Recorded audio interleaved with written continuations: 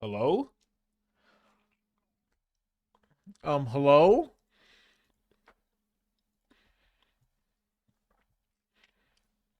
What's up, Steve-O? Mm.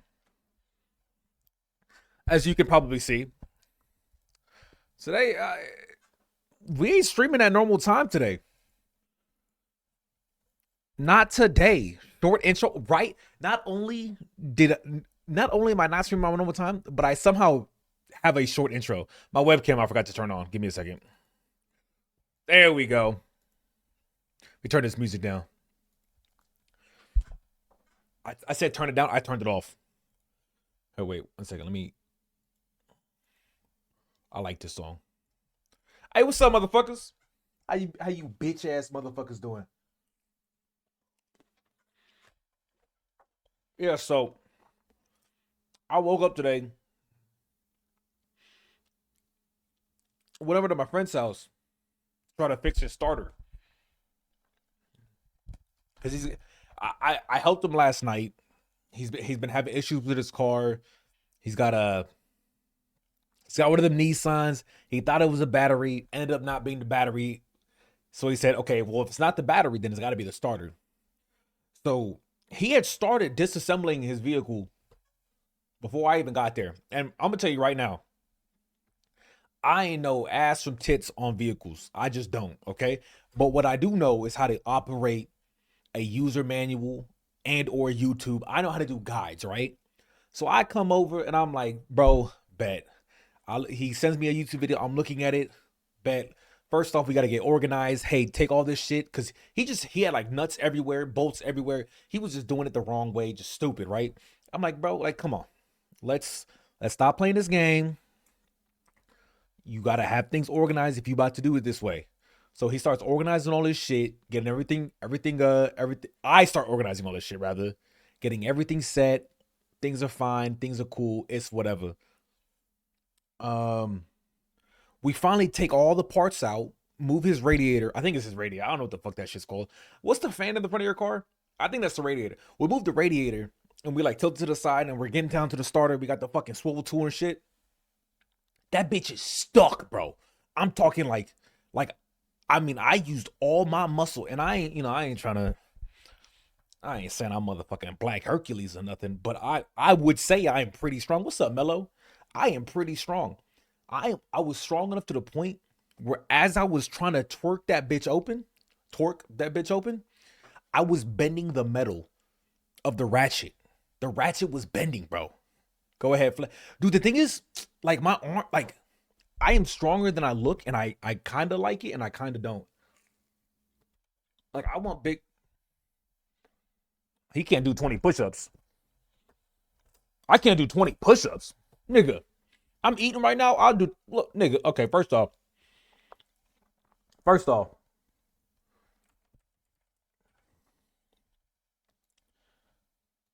bitch ass nigga said I can't do 20 push-ups. How dare you even think to say that, Pete's? That's disrespectful. But to let you know why it's disrespectful, bro, I'll just show you. I'll just show you. Oh, what's up, Brownie? You know it. It's the same yellow. Why'd you change your name? Bitch. Look, now he can. Hey, though Pete's. Hey, Pete's. Hey, listen. Hey, listen up. I do these 20 honor system, nigga. You better do 22. And you know what? Fuck it. Not just Pete's. Anyone watching right now? Back me up on this 20. Back me up on this 20. But it's got to be a good 20. All right, let's go.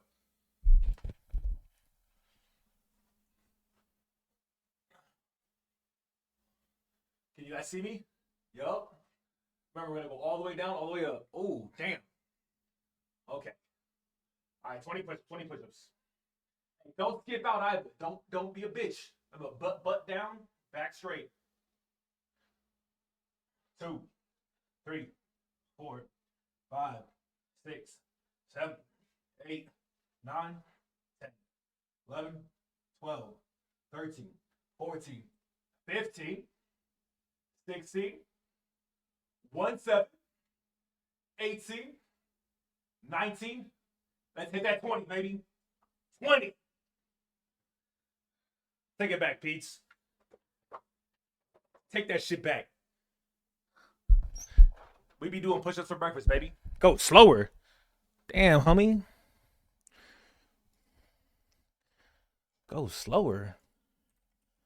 You want me to go slower?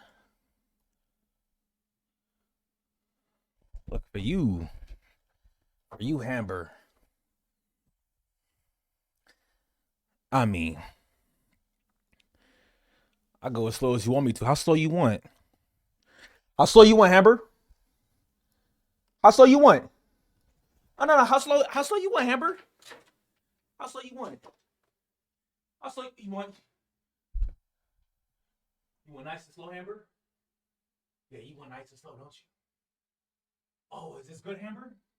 Look at that, I'm all the way down. Oh my God, you didn't expect that, did you?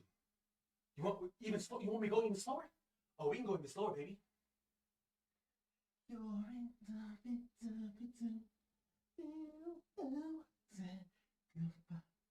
I never want to dance again. I do this for Hamber slowly. I'ma put it in again. Woo! That was for you, Hamber. I'll see you, baby boy. Hey. Hey, anything for chat. Anything for y'all. Not anything, okay? I ain't sucking no dick. But there's a lot of things I would do. Why'd you say thanks to him, Rogan? Wait. What were you doing when I was doing that? Cut the music. Careless Whisper is such a good song.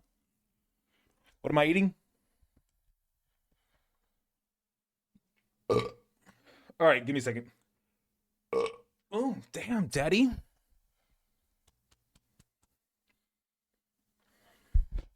All right. So, what am I eating? I have this clip is hey, post a clip, baby. Post a clip. So this is a cheese quesadilla. Now there was supposed to be meat in it, but I realized the meat in my house all went bad. And I realized it after I was getting bored, right? I was about to put it on my thing. I put it right in my mouth. I was like, ugh, wait, what's all this white stuff on my meat? So I threw it all away. So that shit's all gone. So, I mean, there's a cheese quesadilla. And then I got a peanut butter and jelly quesadilla. So that's it's kind of my life right now. Hey, look, hey, we've all been in the struggle bus, all right? Sometimes you just get a different person to take the ride. That's all it is, baby. That's all it is.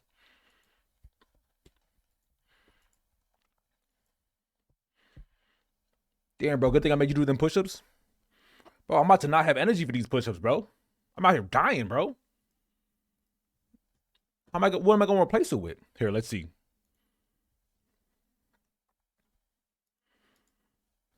How slow you want? Oh no, no. How slow you want, Hamber? My mods don't have music. Okay. How slow you want? How slow you want? How bad is it? You want nice and slow, Hamber? Yeah, you want nice and slow, don't you? Oh, is this good, Hamber?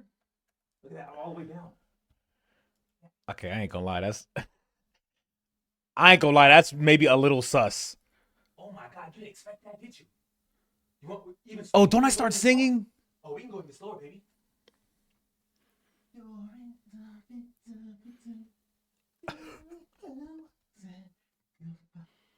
I never want to dance again. I do this for Hamber slowly. I'ma put it in again. Woo! But I like how you can see my hairline. How slow you want? I like how you can see my fucked. Yeah, all the way down. Look at this shit. Look at that shit, bro. Damn, I got a shiny ass dome. Damn, I got it. What hairline? Okay, just because it's far back don't mean it's not there, right? I have a hairline. It's just a little hard to see. That's all it is, nigga. My bad. My fault. All right, my fault. My fault. It's no look. Where is it? Okay.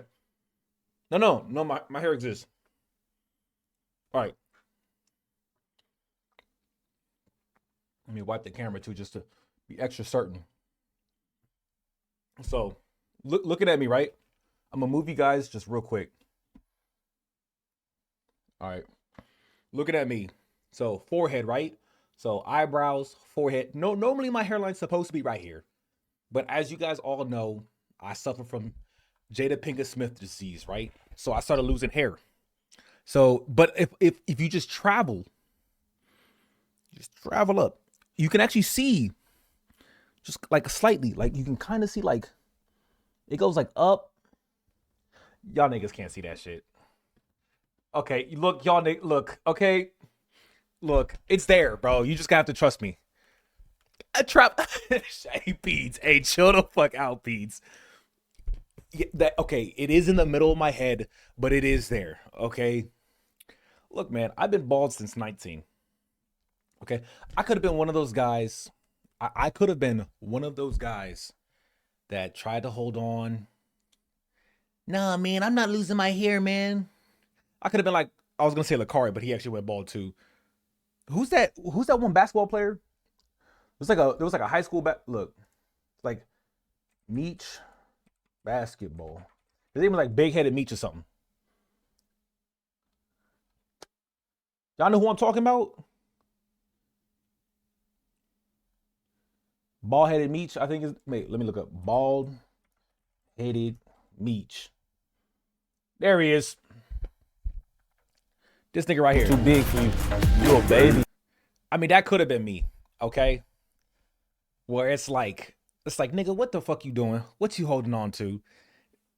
See, I mean, look, at least we not that bad, you know? I came to grips 19 years old, fresh out of boot camp. I got my first haircut. I thought I ain't gonna lie. A little slanderous. I thought my barber fucked up. Who the fuck? Robocaller. Nah, I'm black. If I don't know your number, then your number's not known. All right, moving on. 19 boot camp, came back, got my first actual haircut. Thought my barber fucked me up, and I was just like, I was pissed, and I'm like, I didn't tip him or nothing. I said, why the fuck he pushed my hairline so far back? About a week into ITB, my hair is growing back, but that spot is still ski bald. I'm like, damn, oh, I get it. Oh, I'm not losing hair. He didn't push my hairline back. He did what he could with what he could. Okay. And ever since then, I have not paid for a haircut since 2018.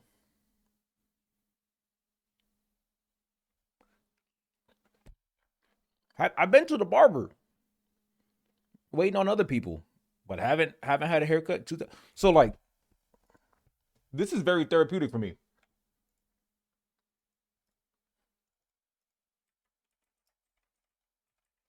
This right here is like, wait, no, not this one. Why is not the white people one, bro? Give me like, damn. Nope. Okay, bitch. We not doing that.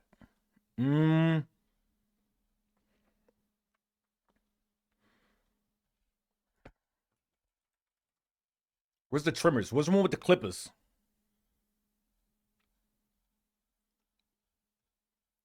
I know that. Look.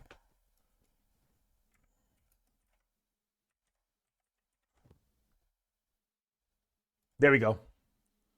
Now just listen along. Hey, this is, to me, this is so nostalgic. Make sure you have headphones.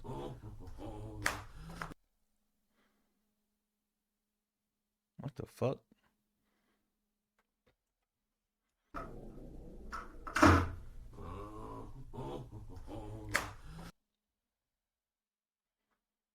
Okay. Hello there. How are you? Yes. You are here for the virtual haircut? Yes, okay. I will go get Luigi. He will come and cut your hair. Oh, no, I need a. I am Manuel. Just stay right Wait. No, I need a black barber. You gotta give me a black barber. Luigi. Luigi. Luigi. It's Manuel here. The person is here for your virtual haircut. You better come up. Am I good to sit down? Can I? Can I? He is coming up right now, and Oh, he Mima and is? I will go over here and play the music, play the guitar, because that is what I do here at the barber shop. Oh, okay, man. Do whatever you got to do at your barbershop. It's your barbershop, man. It's your barber. Like, I'm just here, man. I'm just a nigga at your barbershop, man. Look, let me get comfortable in my barber seat real quick. It's so nice to see you. Welcome to the Starkey Cetera Barbershop and your virtual haircut. Thank you. I'd like to start the demonstration by moving over to your right-hand side and picking up this bag. If you just hold still for a second, Okay, I won't move. I won't move. I'll put this bag over your head. Wait! Just like that. The bag over the top of the head. And now I'll take the bag off. There we go. The only reason I did that is because all of the fancy barbershops do that. Luigi! What you're listening to as I move off to your right here and very quickly wash my hands. At least he's washing his hands. Well, would you get that, please? Ah, thank you, Manuel. He didn't sound like a Manuel.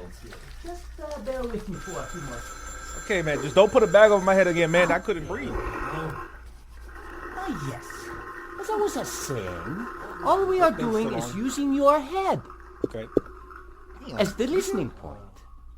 And we have two microphones, one on either side of the head. Okay, In okay. the same position as where your left I hear you. and your right ears are. I heard you. I heard you. Okay. Your brain is doing all of the work, telling you where the sounds are coming from. Right. Okay, I'll go get the scissors. Okay. All right, guys. Well, let's go get our barbershop. It's the first IRL Now, as I stream. begin the clipping, and I bring the clippers closer to your ear. Very close to the right ear.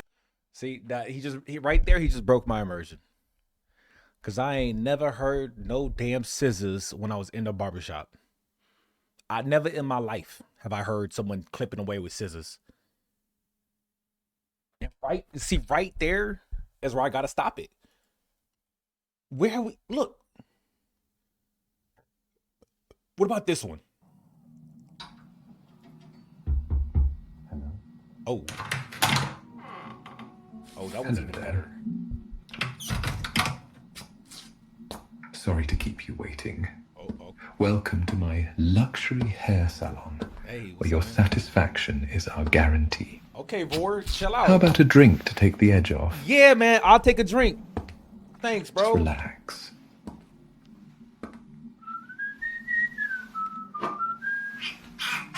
I'll put this over.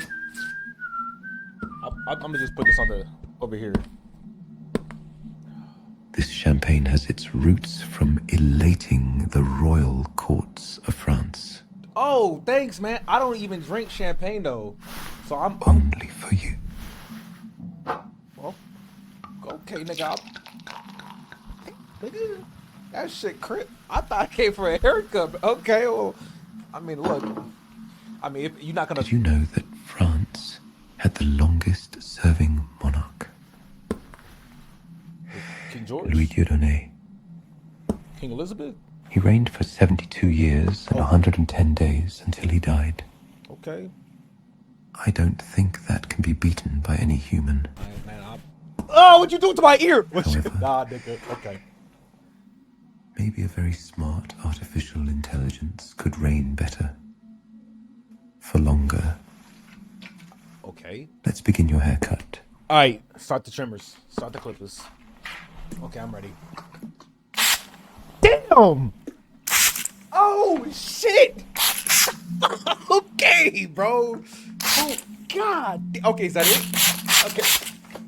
Is that it? Are we done? Apologies. Let me wipe some of that water from your face. Yeah, what? Give me... Yeah, right here. What was that noise? There we go. Yep. Yeah, appreciate that. Yeah, it got some on my eye. That's my ear, nigga. Chill. Okay. Look, I'm just gonna relax. Subject 202. Subject, nigga, I'm a customer. over the hundreds of hours we've spent together, I feel like I've gotten to know exactly what relaxes you. I just came in today. Hey, what the fuck and was... exactly what reduces the stress response in your body.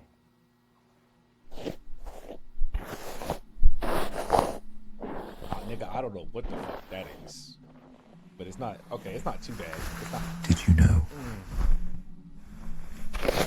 Damn, nigga. Okay. There are people who want to hurt me. Who want to destroy all the research I've collected.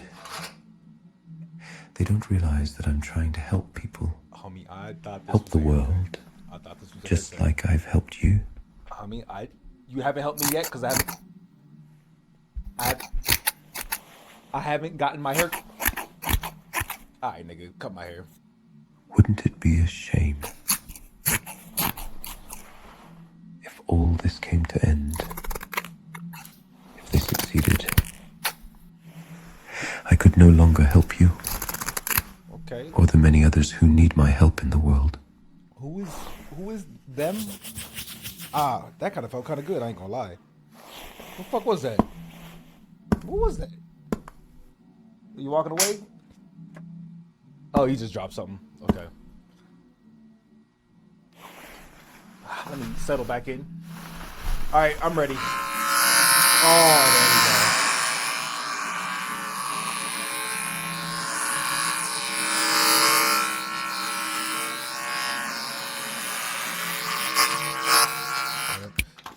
Me to help you. Without me to help take away the stress. Nigga, is that salt? What are you doing? But fall back into the pain and suffering. You need me. You need this. So when the time comes, I know you will do the right thing. Okay, nigga, I'll tip, I guess. He only got the back of my head. What the fuck was that? What the fuck is this?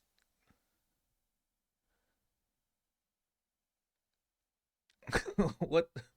Oh, y'all can't see it because my big ass black head's in the way. What the fuck is this? Why did this pop up? Why was this made 6 hours ago? I thought we finished the Don Italiano saga.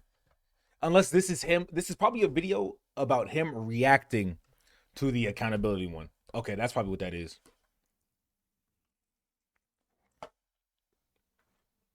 Jade, I have hair. Okay? It's just my hair is a lot lower on my body. Okay? So I got a beard. My chest hair kind of second stream. That's the first stream. We didn't stream earlier this morning. I want to go help a friend out, and that took out like the majority of my morning. And I ain't gonna lie, I was tired as fuck before starting, so I was about to not start. And then I thought to myself, why am I being such a fucking pussy? And so I streamed anyway. And that's why we're here today. God damn, God motherfucking damn. God motherfucking damn.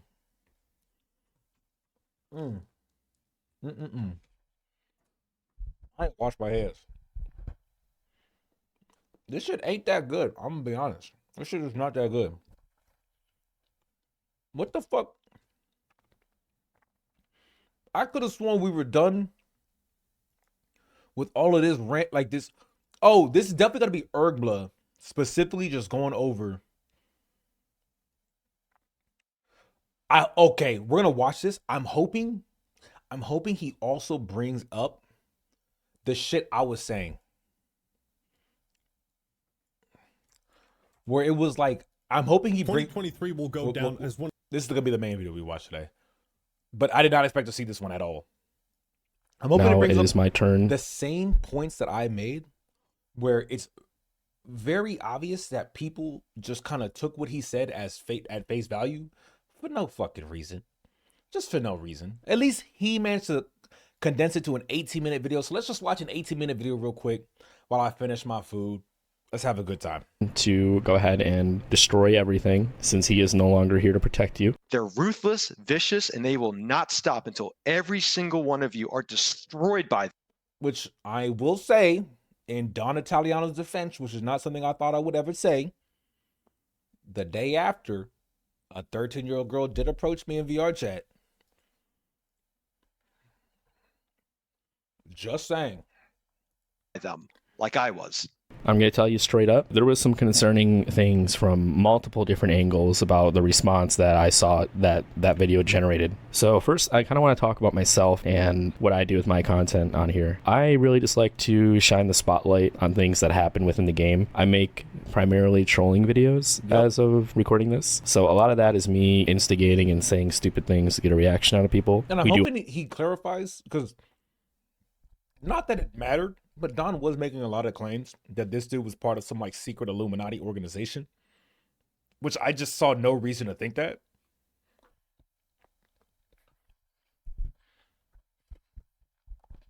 Why didn't you take her to a pet play world to do your counter op? I was going to, Banana, but then I remembered I don't drink. So I feel like if I'm going to do something as sophisticated and mature as a counter op, I should be drunk while I do it, so it loosens me up. You know what I'm saying?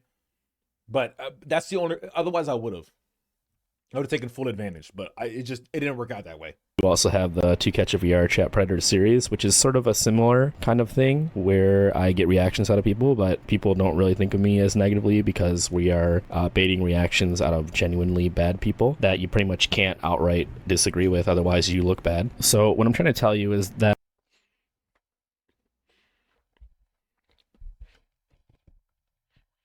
it is kind of hard to shit on pedophile hunters while they are hunting pedophiles. I will say it's because there's always, when it comes to like a pedophile hunter, there's always a bigger fish to fry. It doesn't matter what they do. The bigger fish is definitely just a pedophile. I don't really have the best reputation within the VR chat community. VR chat players are morons. That's not false. They will slap assets together and call themselves avatar creators. Okay. I have never heard someone make this take, but it is a very valid take that really everyone's just kind of Frankenstein. Most people are Frankensteins. They're not avatar creators. They are Frankensteins. And then act like they own my content because it appears in my video. Oh, has he gotten DMCA striked for? Nah, bro. Nah. This is, I will say, I never thought this like directly. I've never, because I don't actually really care about avatars in general. I'm gonna be completely honest. But I've always never not really cared when people talked about their abbeys getting ripped. I will say, and I feel like this is a great way to put words behind why I don't really care, right? Because a lot of the times those avatars already are someone else's shit taken and then stuff added to it. Whether it's taken freely, maybe they paid for it. It's just, to me, a lot of it's just like, oh, well, how original is this really? You took the hair, you changed it blue, blase. You gave it bigger tits. But I think it's like, it's kind of fucked up, but I don't really care too much. I never have. It's embarrassing how proud these people are of their little girl, of their, what is that? Does anyone know what that says? How proud these people are of their, I think it's sex child little girl avatars. I think that's might be what it says. Community, because pretty much from the top down, there's not really anybody that does it the way I do. You have the big top of the top people where they have. I know these niggas. That's Gothic Bunny. That's Cottontail. That's Roffigator. There's Blue Haze. There's Zilbert, Crumpet, whoever the fuck this nigga is. Very sexualized content, and they kind of really are deep into the VR chat community. Sexualized, that's probably what it is. Or you have the lesser known side, kind of toxic individuals. No. Blue Haze is doing, I don't know when this happened. She's probably streaming right now. Blue Haze is doing pretty goddamn well as of late. She streams around this time normally. Because it went from like one second. I just know there was some type of drama, I think, when I went to Japan, where everyone hated Blue Haze because evidently like Blue Haze had like this relationship and a mod thing happened, and then all these DMs were linked. But motherfuckers, like, from what I've seen, they average like 400-500 viewers, and they just be playing VR chat. I mean, look, they got 8, 11K, 18K, 16. Like, ignore the watched. But look, and you know what? Here's one thing I can confidently say about Blue Haze. Check this out. Ignore whatever the fuck you just saw. I still got VIP. Right there. And ignore this too. I still got VIP. No, I will never forget that I still got VIP. And that's all that matters to me.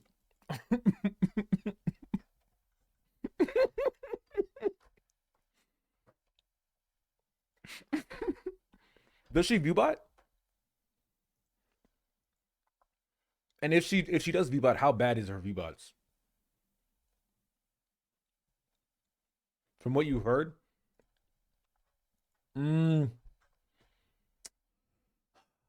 Does Blue Haze viewbot? I'd have to see a stream live to really make a decision on what. Like, Nedia is very easy, right? Because Nedia is she streaming right now? Nedia is very easy. 60K followers. Now these could mean just like falling off, right? Like, so 100%. This doesn't prove anything. The views to follower ratio does not prove anything. What kind of proves it though is the chat. You know, where you see like the timestamps. You see 43 minutes. You see one person, 2 people. You see 3 people talking in a minute, and then here's another minute, and then here's another minute. One person talks this entire minute, and then here's some more minutes. And this is normal. This is not too bad in like, say, like my chat, right? Like right now I got like, what, 23 viewers? So right now that'd be completely normal. But when you have about 250 something niggas in your chat and not anybody's talking, and I counted this guy. This is the bot. So that this is like a known bot. So this doesn't even count. This is the chat bot. And then really we got 1, 2, 3 people. We got 3 people talking, and then the one mod. 3 people and one mod talking in like a 5-minute span. And I don't think Blue Haze has, like, I think Blue Haze actually still has like active. Let me double check though. I believe Blue Haze has an active chat of talkers, and it could also make sense why, maybe she doesn't, because see 48. Look, all this is 48 into 49, but this is the end of 48. There's a lot of fucking chats. I mean, okay. Oh wait, I'm counting her chats because she does also type in chat when she talks, which makes it slightly confusing. Nah, she has a much more active chat. So I'd have to look at like there's like that one like outside thing that lets you like see like, oh, this is like 60% their audience, 110%. It's a little bit off, but like you typically know, like if it's above 50%, they're probably good. If it's below 50%, they're probably fucking not, especially when they're like 10, 12%. Exactly, Rogan. Exactly. People that harass and crash and dox and just really toxic behavior. And then you have me, who's somewhere in the middle, ass and crazy. Or you have the lesser known side, kind of. Do these people? Oh, these are 2-year-old videos. No, these people still like go around crashing streamers. Of toxic individuals, people that harass and crash and dox and just really toxic. If I recall correctly, she got Google Doc'd, which killed her rep. That's also what I heard, but I never saw the Google Doc, and no one talks about it. So I don't know. And so until I know otherwise, I'm still on like whatever terms with Blue Haze. Behavior. And then you have me, who's somewhere in the middle. Let's go back real quick. I stopped paying attention. community, or you have the lesser known side, kind of toxic individuals, people that harass and crash and dox and just really toxic behavior. And then you have me, who's somewhere in the middle, where I kind of am on both ends. And I believe the middle ground is somewhere grounded in reality. I'll be right back.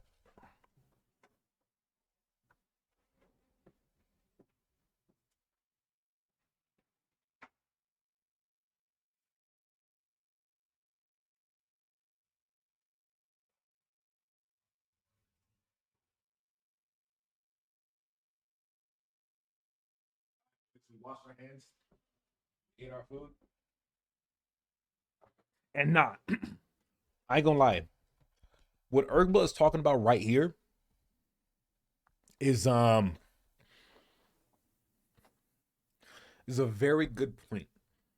There's a lot of people in VR chat that are not steeped in reality, which really deeply troubles me.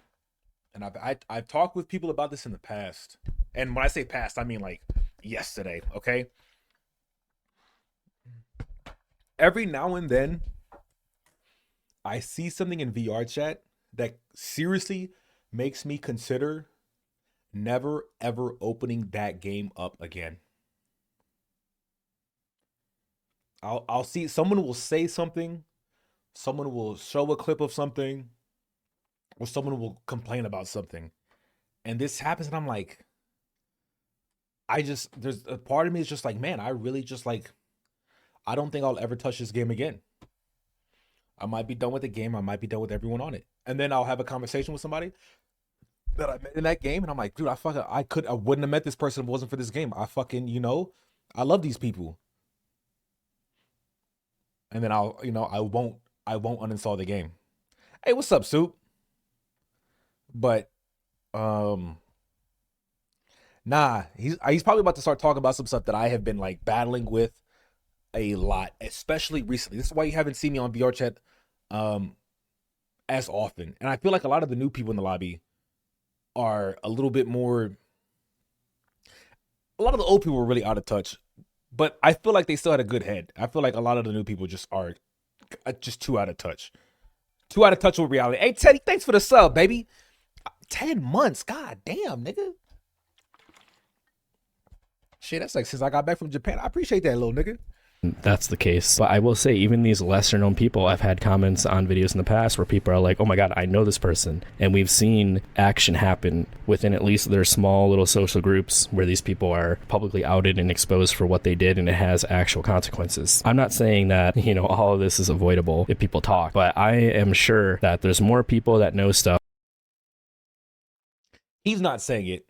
I will say it. I will say it. This will be kind of a reharp. The fact that this nigga was at the VR chat party this year is a great reflection of people just don't talk enough about shit that actually matters. The fact that he has had so many bad things said about him and people just kept that shit to themselves actually baffles me. That aren't saying what they need to be saying. If you have a gut feeling about somebody, if somebody does something weird. No. If you have a gut feeling about somebody, you keep that shit to your fucking self, okay? You're a fucking pussy. Fuck you. Fuck your gut. If someone does something fucked up, you let everybody fucking know. Not this gut feeling bullshit.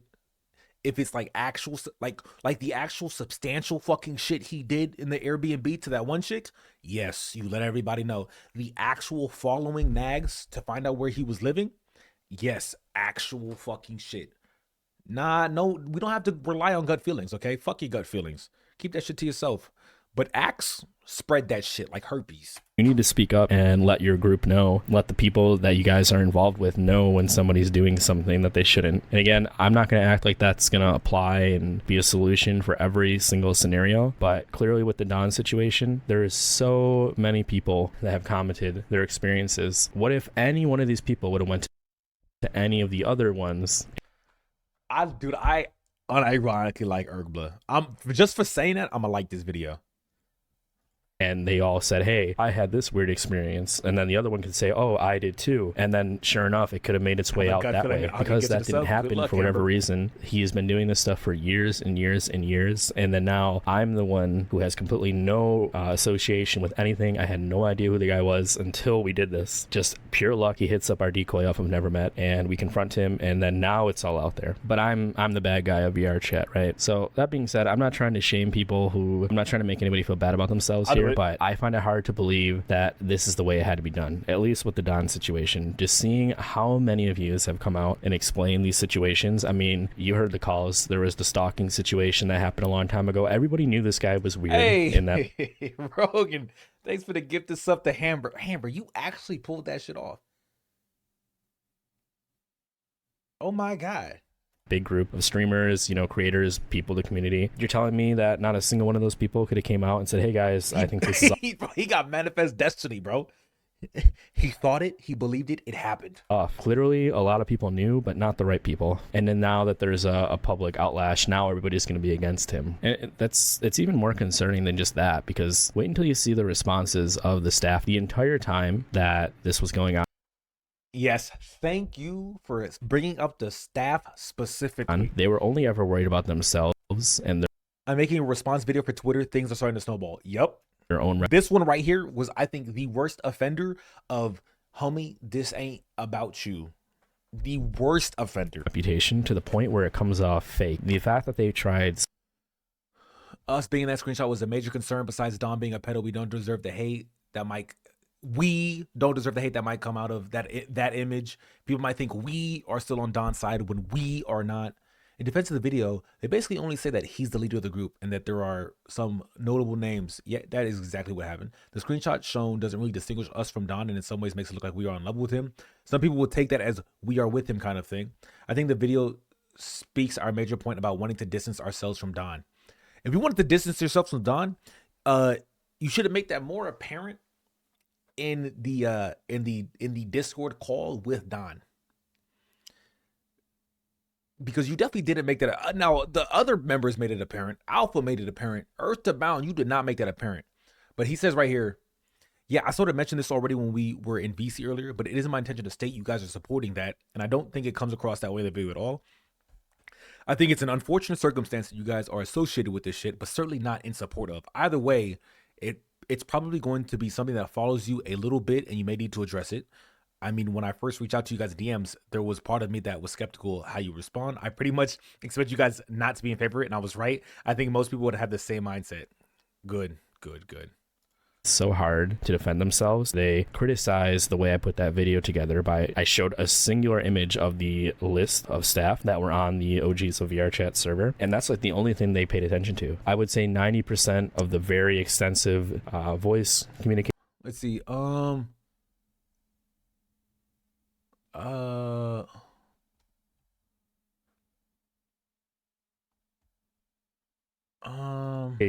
Text conversations that I've either been a part of, witnessed, any of that. The majority of that was them trying to save their own face because they were scared of the public outlash that they would receive. And then you look at the statements that they put out there. I saw 3 different like PR videos that different staff members put out, and they're.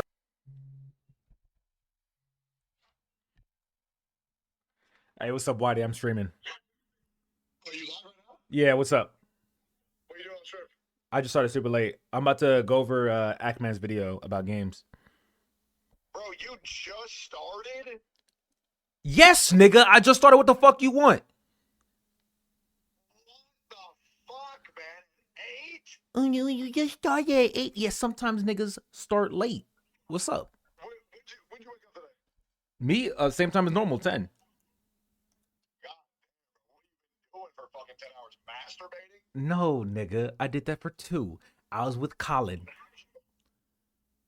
No, you weren't. Yes, I wasn't. Who told you I wasn't?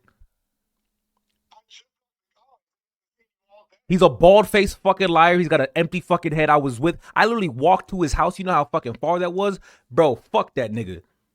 Why is this going for? Because, bro, that boat, I'm gonna be honest, that boat was on tight as fuck. We could not get that bitch off. I mean, that motherfucker was not moving, dog. Oh, fuck, dude. Shit. Yo, you already react to Matt Pat retiring? Who the fuck is Matt Pat? Not just a theory. Oh, I never watched that shit, dog. What? I never, nah, yeah. When people were like, "Oh my god, he's in Five Nights at Freddy's," I was like, I still don't know who the fuck that nigga is. That's actually wild. I'm black. But, yeah, true. Wait, actually, anyways, so you're reacting to Hackman? Yeah. Yo, where's your, why aren't you doing TikTok reacts yet? What do you mean? Are you? Yes. Okay. Is your TikTok feed racist as fuck? Not yet, It should be, because you're the most racist motherfucker I've ever nigga. met. I ain't racist. I'm racial. There's a difference. Okay. A big difference. You ain't talking about VR chat shit the other day, right? Nah. Bro, what? What could have possibly happened in VR chat that you have to talk about? No, it's technically it's VR chat related, but technically it's about a YouTuber. Was the guy a pedophile? No, That's a lie. the YouTuber is not a pedophile. Oh, okay. But the VR chatter is? Yeah, I mean, what VR chatter besides me and like two others aren't? That's the problem, man. That's the problem.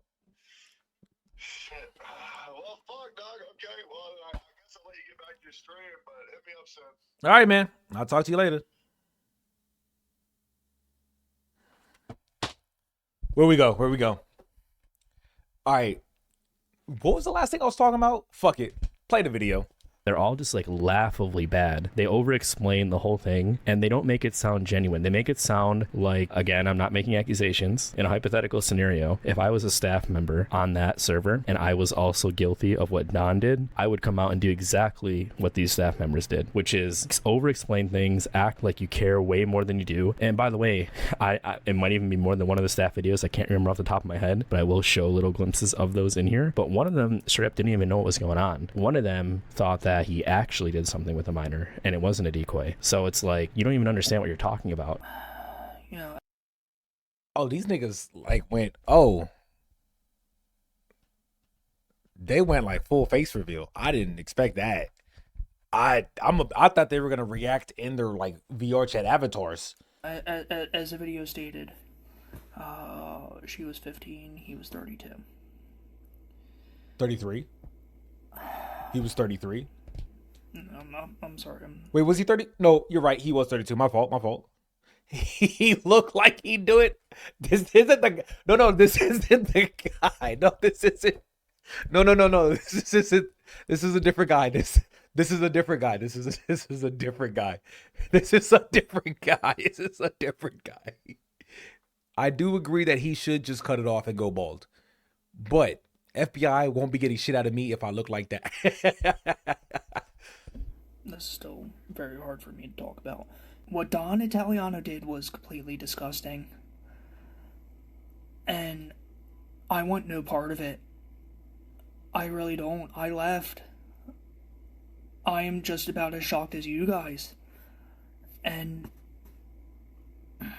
I'm sorry. I really am.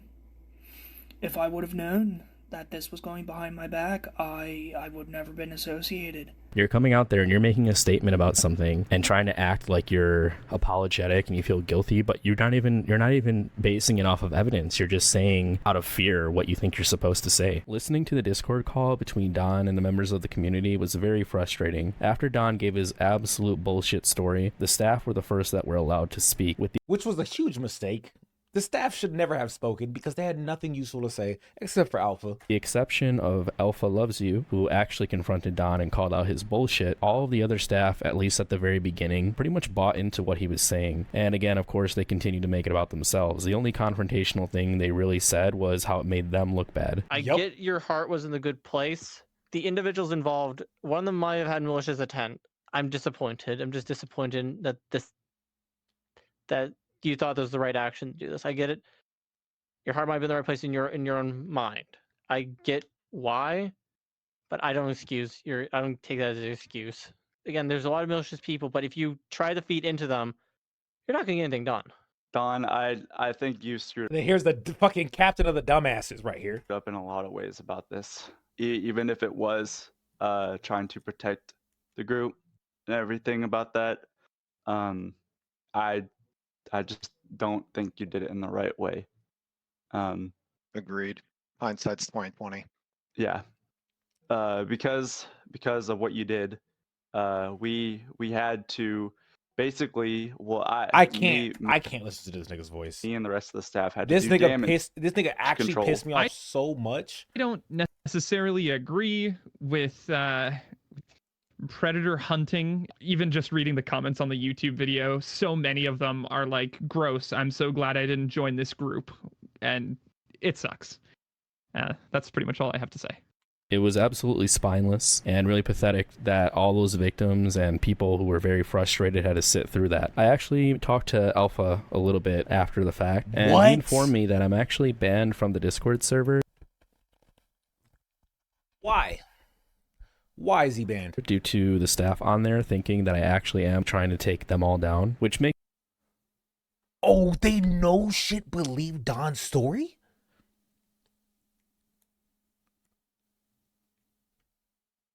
They no shit believe his story. Why else would it...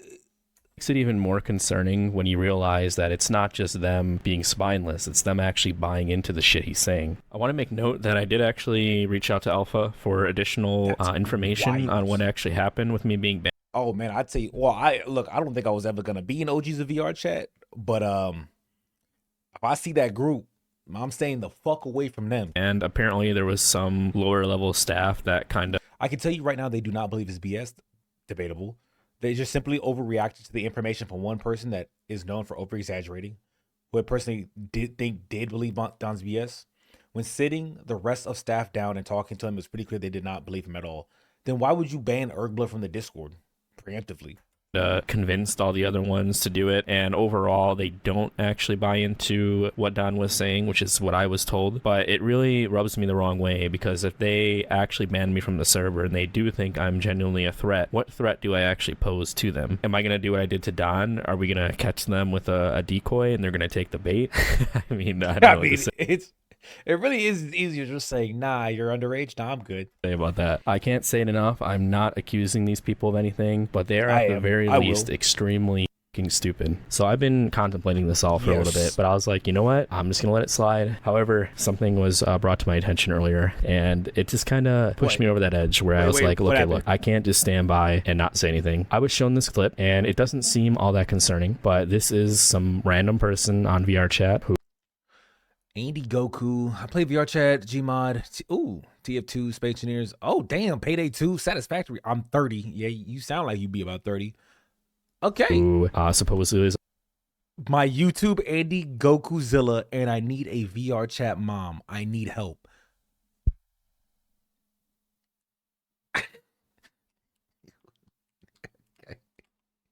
See, this is... Remember how I was talking about earlier? How... every now and then I'll see something on VR chat that really makes me consider just stop playing the game, like forever. This is one of those things. I need a VR chat mom. I need help. What the fuck?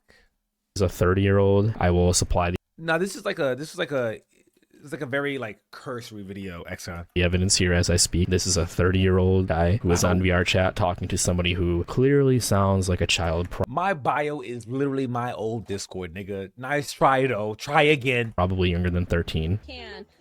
Wait, what? I will supply the evidence here as I speak. This is a 30-year-old guy who is on VR chat talking to somebody who clearly sounds like a child, probably younger than 13.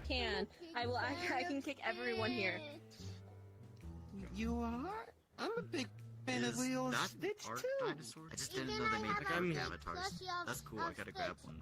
A small plushie of Angel. I'm legitimately only wearing this one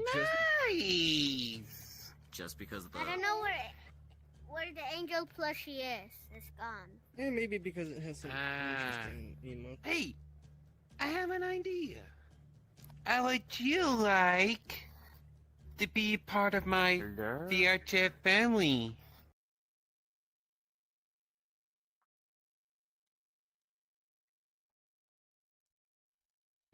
You see what I mean? You see what the fuck I mean?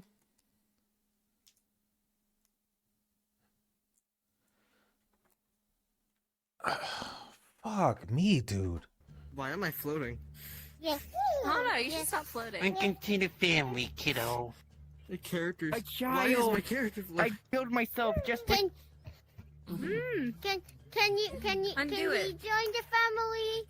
Trying to, but it's Of not letting me. Of I'm trying to course. sit down normally, damn it. You're now my... Hey. You're my kid. And it sounds It sounded like he just took his headset and threw it, bro. Nah, I'm done. Nah. See, this is, bro. I'm gonna be honest. I judge people very heavily on their bios, and when that VR chat family shit is so fucking weird. It's so fucking weird. I hate the owned by, the taken by, his, her. But then, like, to go to an actual fucking kid and be like, do you want to join my VR chat family? Yeah, you're part of the welcome to the family, kiddo. What the fuck is wrong with that fucking weirdo? it's like he's just being nice and Now, is it pedophilia? Not yet. Not yet. Not yet. But I wouldn't be surprised if you checked his fucking PC what you'd find. you know, talking to a kid, like trying to be nice and kind, which is fine. But then at the very end, he asked him to be a part of his VR family. And that just made it so much worse for me. And then it turns out this guy, he is in the group, the OGs of VR chat.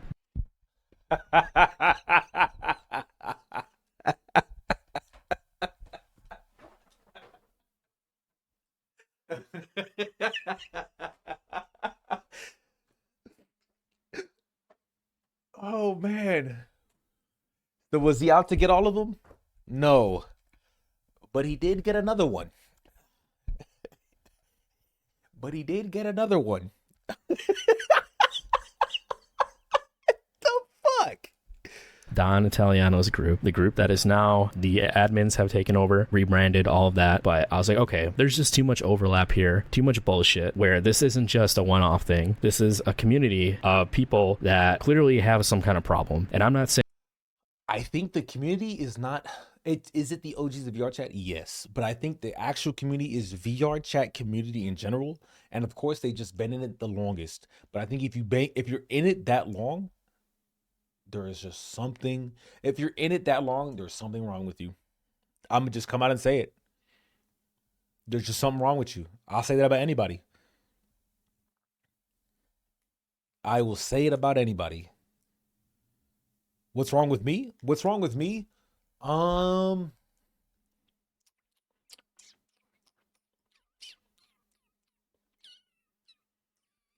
The horny. Don't call it the horny, bro.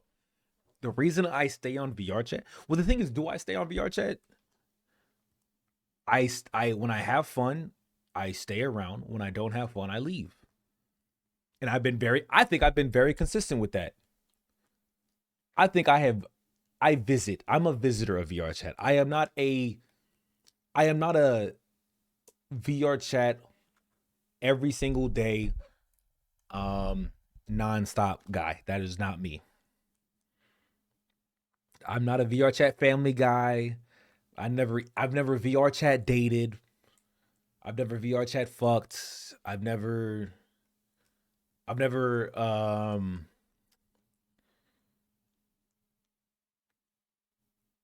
had a non-stream VR chat community. I've stayed on the outskirts of VR chat for a very long time. And I'm glad to stay there. I'm glad to peep in. I love RP. I said I ERP'd before. No, I didn't. I've said I've never ERP'd before because I haven't. Not unfortunately. Not unfortunately, but yes, you clip. Where's the clip? Where's the proof, Riot? Because I guarantee you, I've never said it before. I'm trying to think. Is there a time where I would have said it as a joke? I can't even think of a time I would have said it as a joke because I've never. Oh. Can you rate Z's ERP? Is Foxy here? Oh my god, bro. Shut your bitch ass up. I just on for films and RP event. That's about it. See, yeah. It's because there is no clip, nigga. Saying that I'm just saying. I think there's like tiers of VR chat where you can see someone is fallen, right? I do believe if you have a mute or have ever had a mute, you have fallen down a tier. There's like tier 1. I think I'm still in tier 1 of like, I go on there, I talk to people, I get off. I think tier 2 has like we should really discuss like the tiers, bro, because like it's just like it's like a rabbit hole effect, right? And at the very bottom, you're a pedophile. Not actually, kind of. You're gonna find it pedophiles at the very bottom. I will think more on that, and I will draft up like a rough draft, and then we'll come back to that probably tomorrow. But let's continue. everybody's in on it, but I am saying that it's concerning that this stuff keeps happening. I told you I'll join you in 20 minutes, okay? Remember? I know, but I miss you. It's lonely. Get your ass off I my know, face. honey. I know, kiddo. What the royal hell is going on? That's another kid too. That's not even was that even the same person? Captain Gummy? Gummin? That's a whole nother kid, bro. Yeah, that's always That's my kid. That's my royal hell. Get your ass off I my know, face. honey. I know, kiddo. What the royal hell is going on? Doing that today. That's my kid. That's my VR Chat kid. Seat on your. Right. That's I'm always a been VR Chat weird. father. That's always been weird to do in VR chat. Come on, kiddo. I'm pretty sure we ourselves caught a pedo by accident, but I left before I could do any confrontation. I also just got the shivers. That's why I was like, wait a minute. Arm is like broken. And then you mix that in with how pretentious and how desperately the staff tried to save their own face. And even with all that, the whole point of this isn't for me to paint the staff here or this group to be all bad people. It's to say simply that within this one group, we are seeing so many things that I think apply to all of VR chat, which is that you guys need to hold each other accountable for the weird shit that you guys are doing in this game. And it's, like I said, it starts from the top all the way down to the bottom. This isn't my problem to resolve as much as I want to see this turn around. Already, Emma, you probably joined at the point where the dude said, "Come here, kiddo." But I'm telling you right now, anybody who's played VR chat can go on there and see pretty concerning stuff very easily. It's a 13+ game, and the amount of people that, if not even having a sexualized avatar, which is almost like normal and not the biggest problem, isn't concerning to you. Just look at the groups that they have over their head, look at the things they have in their bio, and anytime you try to confront that's a good point. These people about it, they never take accountability for their own actions. I have videos on here doing this in the past. Every single time, I won't say it applies to everybody, but there's not a single person that takes accountability for what they have in their manners when they have some really vulgar stuff in there. And I'm like, hey, how do you feel that you are potentially showing that to a child, as this is a... That's a good point. I've never thought about that, mainly because I have nothing in my bio, and I typically don't public hop, but I do public hop every now and then. But I never thought about the people with really just gross shit in their bios public hopping. I never thought about that. Good shit, right? No bio gang. Exactly. That's what I'm saying. But then I'm thinking about like who? There was this one mute I met. I think Mari, and they have something like portable Bluetooth sex toy or some shit, something USB, and I read it and I'm like, whatever, right? But I think like, dude, if this is like a public, bro. If you're going to Publix and you have like that shit, like, what are the odds a kid reads it? You know, that's an interesting. It's a thing I've never thought about, but now that I do think about it, 100% is not a good thing. My bio link is Linkster's Discord. Okay, bro. I have my hobbies and my job. See, that's normal. That's a normal ass thing. I think it's when people have like things like anal fister or like, cause like you'll see this a lot. Just go to Publix, look at people's bios. Sometimes you'll see the most vulgar shit. I remember there was one chick being called out And this dude sounded like he was like 16 that was calling out this chick because she also had a sexual avatar. And he's just like, what are you doing? She's like, what do you mean? He's like, you're here at a Black Cat. It's a public, like, you know, there's like little ass kids, right? And like, yeah, he's 16. He's a minor too. But like, you know, he's definitely talking about like 13-year-olds. They're like, well, they should just hide me. It's like, what? You're expecting the little kid to hide you instead of you just not having your tits out around little kids? It was so weird. It was so bizarre. Z has look at, if I ever had that peeves, screenshot it, I will delete my stream. I have my age, Discord, and where I'm from, and I don't get why anyone needs more than that. I can see like putting jokes or like funny shit in it, but that's about it. Good shit, Pete's. Dude, I was thinking about opening up my VR chat. Oh, dude, wait. 13 plus game, and they said 1 second. Can I see people's bios?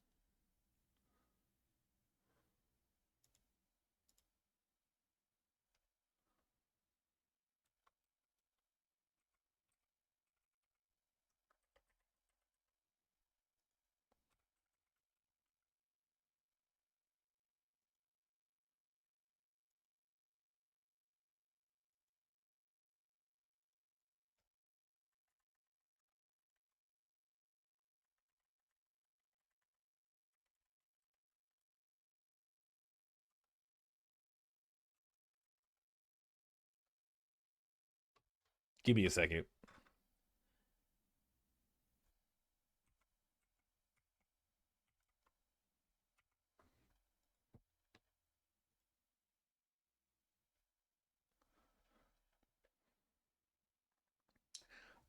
How valid is this?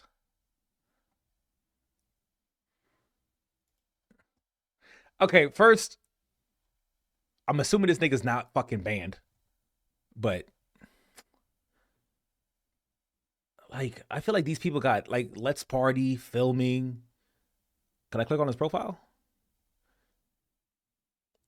You can send me money if you want.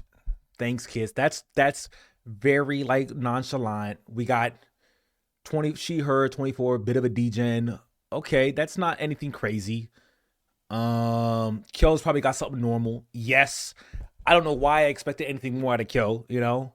Bo probably got something stupid. Like I said, something stupid. Naz probably got something like, look, very normal. This is all normal. I think most of my friends have normal shit. Okay. Except for this nigga. Except for Maury, who I have no idea what the fuck is this? What is this?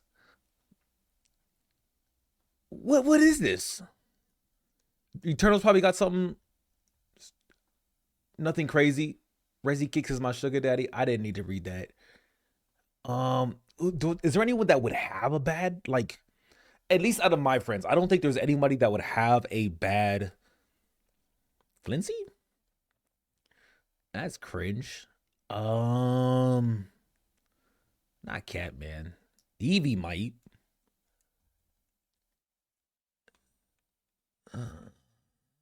No. Nah, I think all my friends. What about Mousy?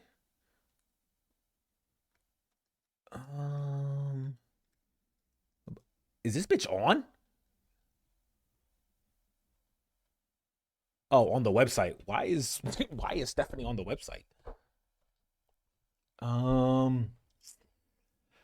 Maverick probably has nothing in her bio. There we go. Glider probably doesn't have anything bad. All right, I should have expected that. Okay. Okay. All right, Glider has a bad bio. Glider has a bad bio. That's just a bad bio. That's a bad bio if you public cop. Moxie has a very normal bio because it's nothing.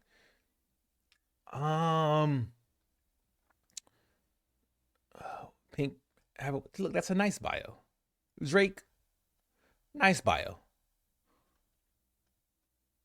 Like, I haven't seen this guy in so long, bro. I need to DM him on fucking Discord, man. I gotta reach out to people more. Mango, what would Mango have? If you don't like money, I can take it off. Okay, nigga. Okay, Mango. Like, Jinx. Oh no, Jinx has Jinx says. Here, let me see Jinx's bio. Jinx is online right now, right? Jinx.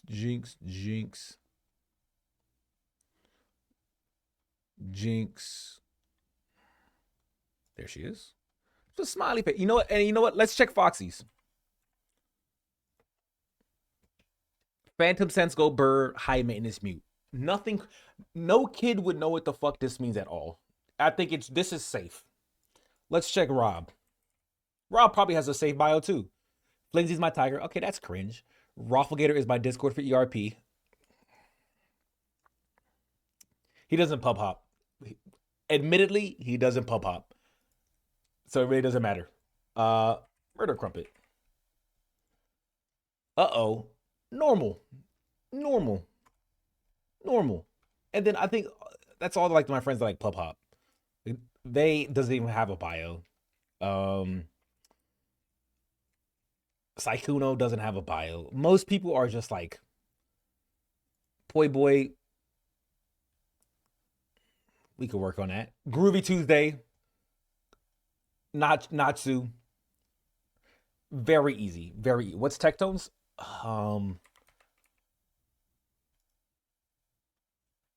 Retarded. He has no bio. Go. Nah. Okay.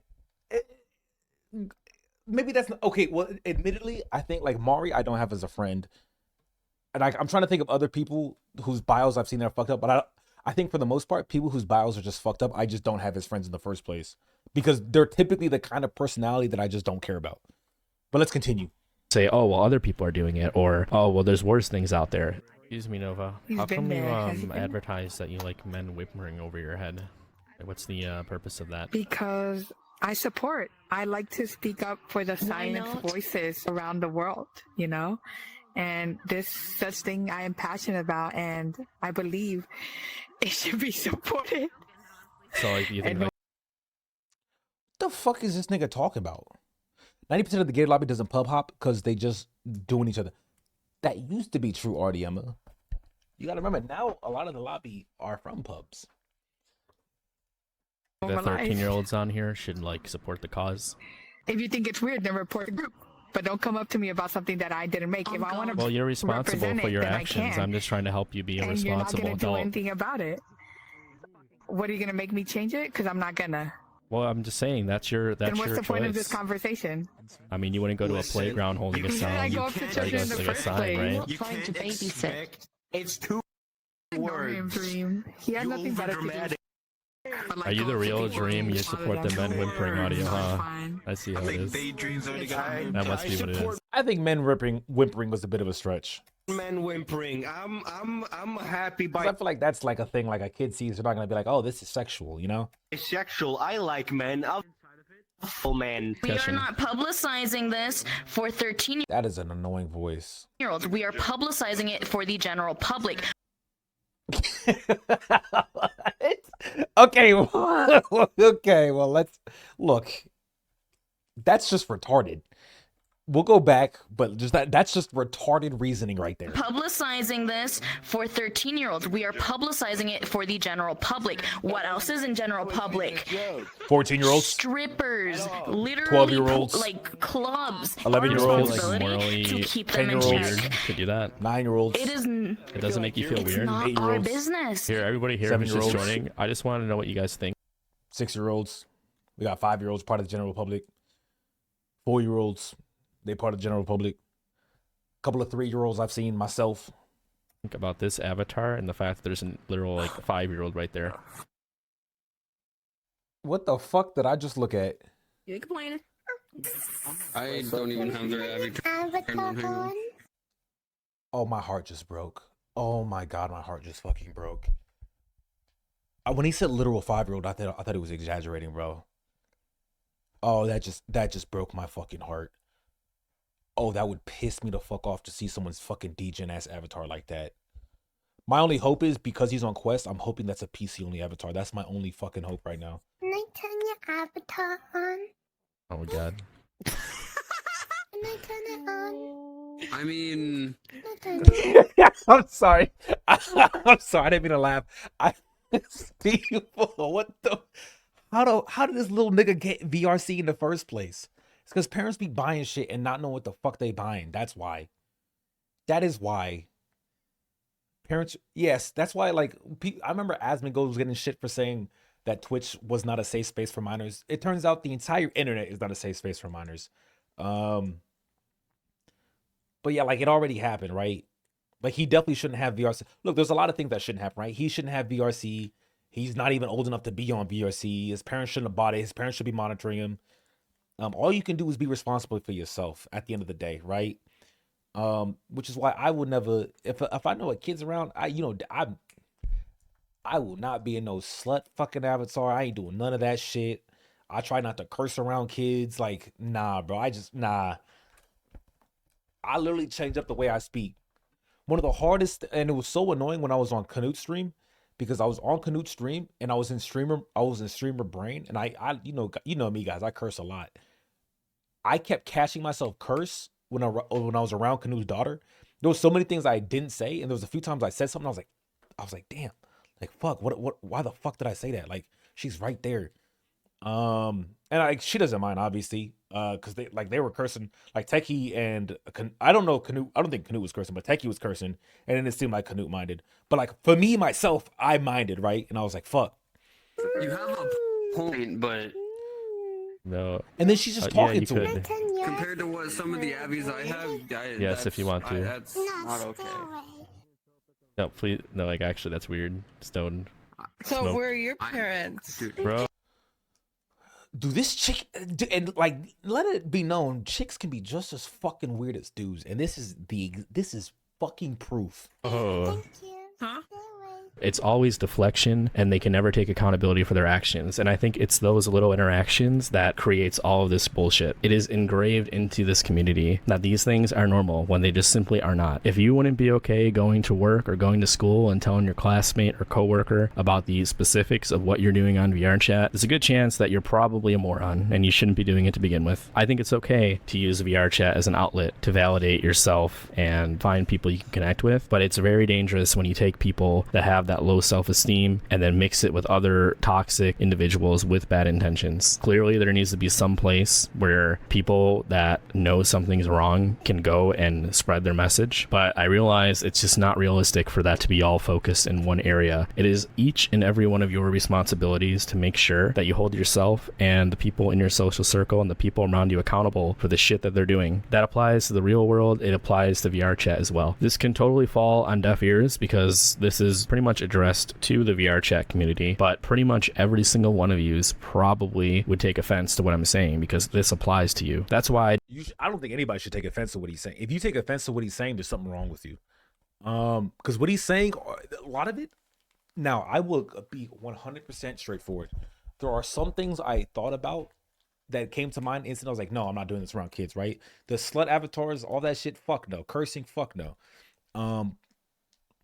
But there's other things I never even like considered until the Don Italiano shit broke up. Like the public ERP lobbies, I never thought about them. Those are one of the most disgusting things I've ever conceived of. And I will never want to go to a H party ever again. I never ERP'd in the first place, but now that I think about like a public fucking lobby being publicized to the public, not a small group where everyone knows everybody, but a public group where you can get anybody you want and they could just keep their mic muted and you could be fucking a 13-year-old. That's when I'm like, now that I'm like, ever since the Don Italiano shit, I started thinking about that. I was like, bro, I have too many friends who have gone to these fucking lobbies, bro. Nah. I think it was a very good thing this happened. I think it was a good thing this happened. And I think it was a good thing the Stitches shit happened. Actually, it was the Stitches shit that got me thinking about it, to be honest. And I'm really hoping that people Stop being fucking weird, especially in public. Stop being weird around people you just don't know anything about. I don't associate myself with the VR chat community. It's a hypersexual environment in a 13+ game. I don't think I need to say anything more than that. Now, if you want to talk about age restrictions or this or that, that's totally valid. That's all I got to say for now. I am very curious if you watched all the way through here. I want to know what you guys... I think asking teens/adults on the internet to control themselves and have integrity is a tall order. I mean, the law does it every day, just not on the internet. Actually, it does it on the internet too.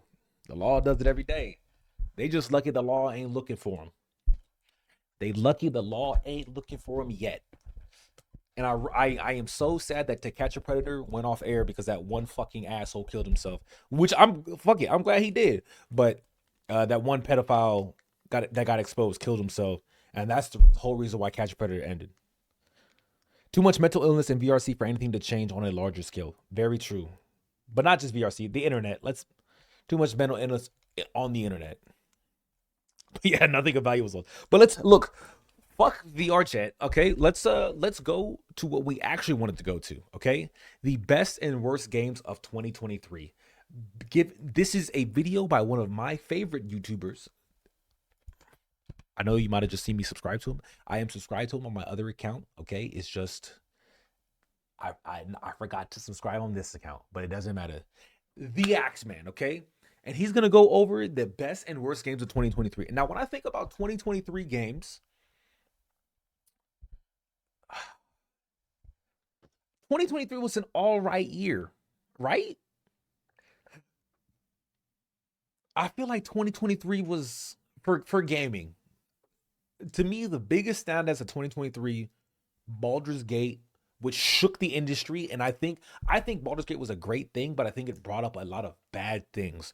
I think Baldur's Gate 3, the amount of people complaining and shitting on Baldur's Gate 3 saying, how can you expect us to have a game that's fun? They're a AAA community. And it's just like, nigga, it's not my job to tell you how to make a fun game. Just make the game fun. Okay? Just make a fun game. And you know what's a good example of that? Lethal Company, which is also another 23 game that I think Lethal Company was phenomenal, despite the fact that the creator was a furry, and despite the fact that motherfucker spoke and was upset about the bigger lobby mod. He's like, oh, I just don't want people to it's fucking with the power scaling. Bro, stop being a bitch, bro. Let me play your game how I want to. Only know about the bear thing with Baldur's Gate. I never really sat and watched. No, people didn't care about the bear thing. The bear thing was like, oh, you can have sex with a bear. Like, no one actually cared about that. The thing that like the drama around Baldur's Gate was a lot of developers were being upset because everyone was loving Baldur's Gate, and they're like, wait, why are we getting a full complete game on release for $60 when these other companies are doing this live service shit that's just not giving the same amount? And these guys were like, well, you can't expect us to do this because, and some bullshit ass reason. But let's start this shit. 2023 will go down as one of the craziest and most entertaining years in gaming history. That's technically true only for Baldur's Gate. 2023 was a year of extremes. We reached new heights with Baldur's Gate 3, and we sunk to new lows with... We actually did have the best game and the worst game released in the same year. Baldur's Gate 3 is arguably one of the best games of all times. And the day before, which is now kind of being, I don't know if you guys know, the day before is now being called the day after. Because the day after the game came out, the studio closed. They closed the studio the day after. So from now on, we will be calling this game the day after. With the day before, which has allowed scientists to discover a layer of Earth beneath the inner core. I don't even know how that's possible. As developers in the industry continue to push the boundaries of what is possible, other developers push the boundaries of what they can get away with. Baldur's Gate 3 and the day before are like our north and south poles. Yep. You can put every other game released this year in between. You could put Hogwarts Legacy towards the South Pole, but not quite. Between these two. And as we move onwards into 2024, I thought it'd be fun to look back at every accomplishment and failure in the world of gaming. You could put Gollum all the way in the south. Are the best and worst games of 2023. Although our first topic isn't a video game, it is based on one. The Last of Us TV show. This TV series broke every expectation I had. Admittedly, based on, Hollywood's track record of giving us dog shit fucking live action versions of video games, I ain't gonna say my expectations were high. This show was fucking amazing. It was a beautiful show. It was true to the show. I think they added the gay couple was added. That gay couple's fucking story was fucking beautiful. It was a beautiful ass story. I haven't seen the Twisted Metal show, but I've seen clips of it, and that shit looks corny as fuck. I don't think I can watch it. God, but it was such a good fucking show. Premiered on HBO early this year. What's up, Felibo? I knew the show was good because my parents, who haven't played video games since the NES, asked me if I had heard about it. The marketing must have been phenomenal if it could capture the attention of my parents. You're a weird kid. You're a weird kid. And I'm gonna be honest, I didn't like this Ellie chick at first, but I think she does a pretty good Ellie. Like Sony managed to make a show based off a video game that appealed to a broader audience. I wonder how they did that. It couldn't possibly be as simple as faithfully adapting the incredible source material to a television format, right? Oh, interesting. Season 2 of the Halo TV show comes out in February. See, I never watched Halo, but that is directly because of the quote they made when they said, yeah, so when we make this show, we're not going to be looking towards the game. And that's when I said, oh, you're not going to be looking towards the game? Well, then I'm not going to be looking towards the show. Never watched it. And then everyone gave the review of it, and I said, wow, who would have thought?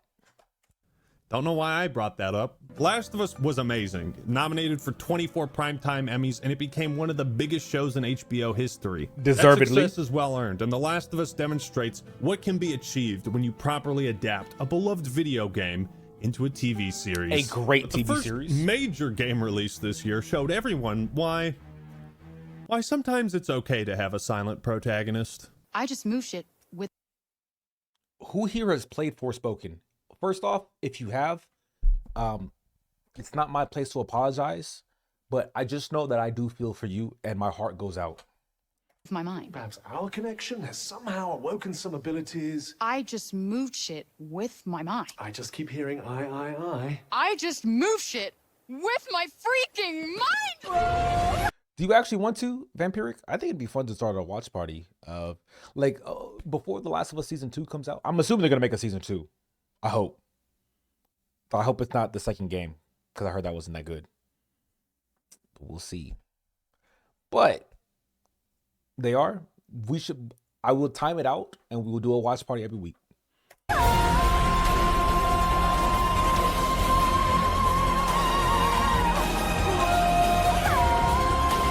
Okay, that is something I do now. I do magic, talk to sentient cuffs, kill jacked up beasts. You know what?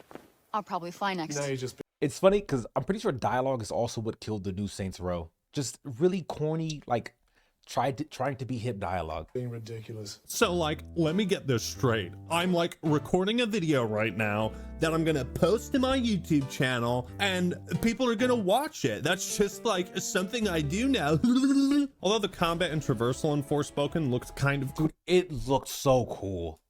What's not cool is being subjected to nuclear levels of cringe every time the main character opens her mouth. Guess that's why they called it Forspoken. Because it should have been forbidden to have spoken dialogue this bad.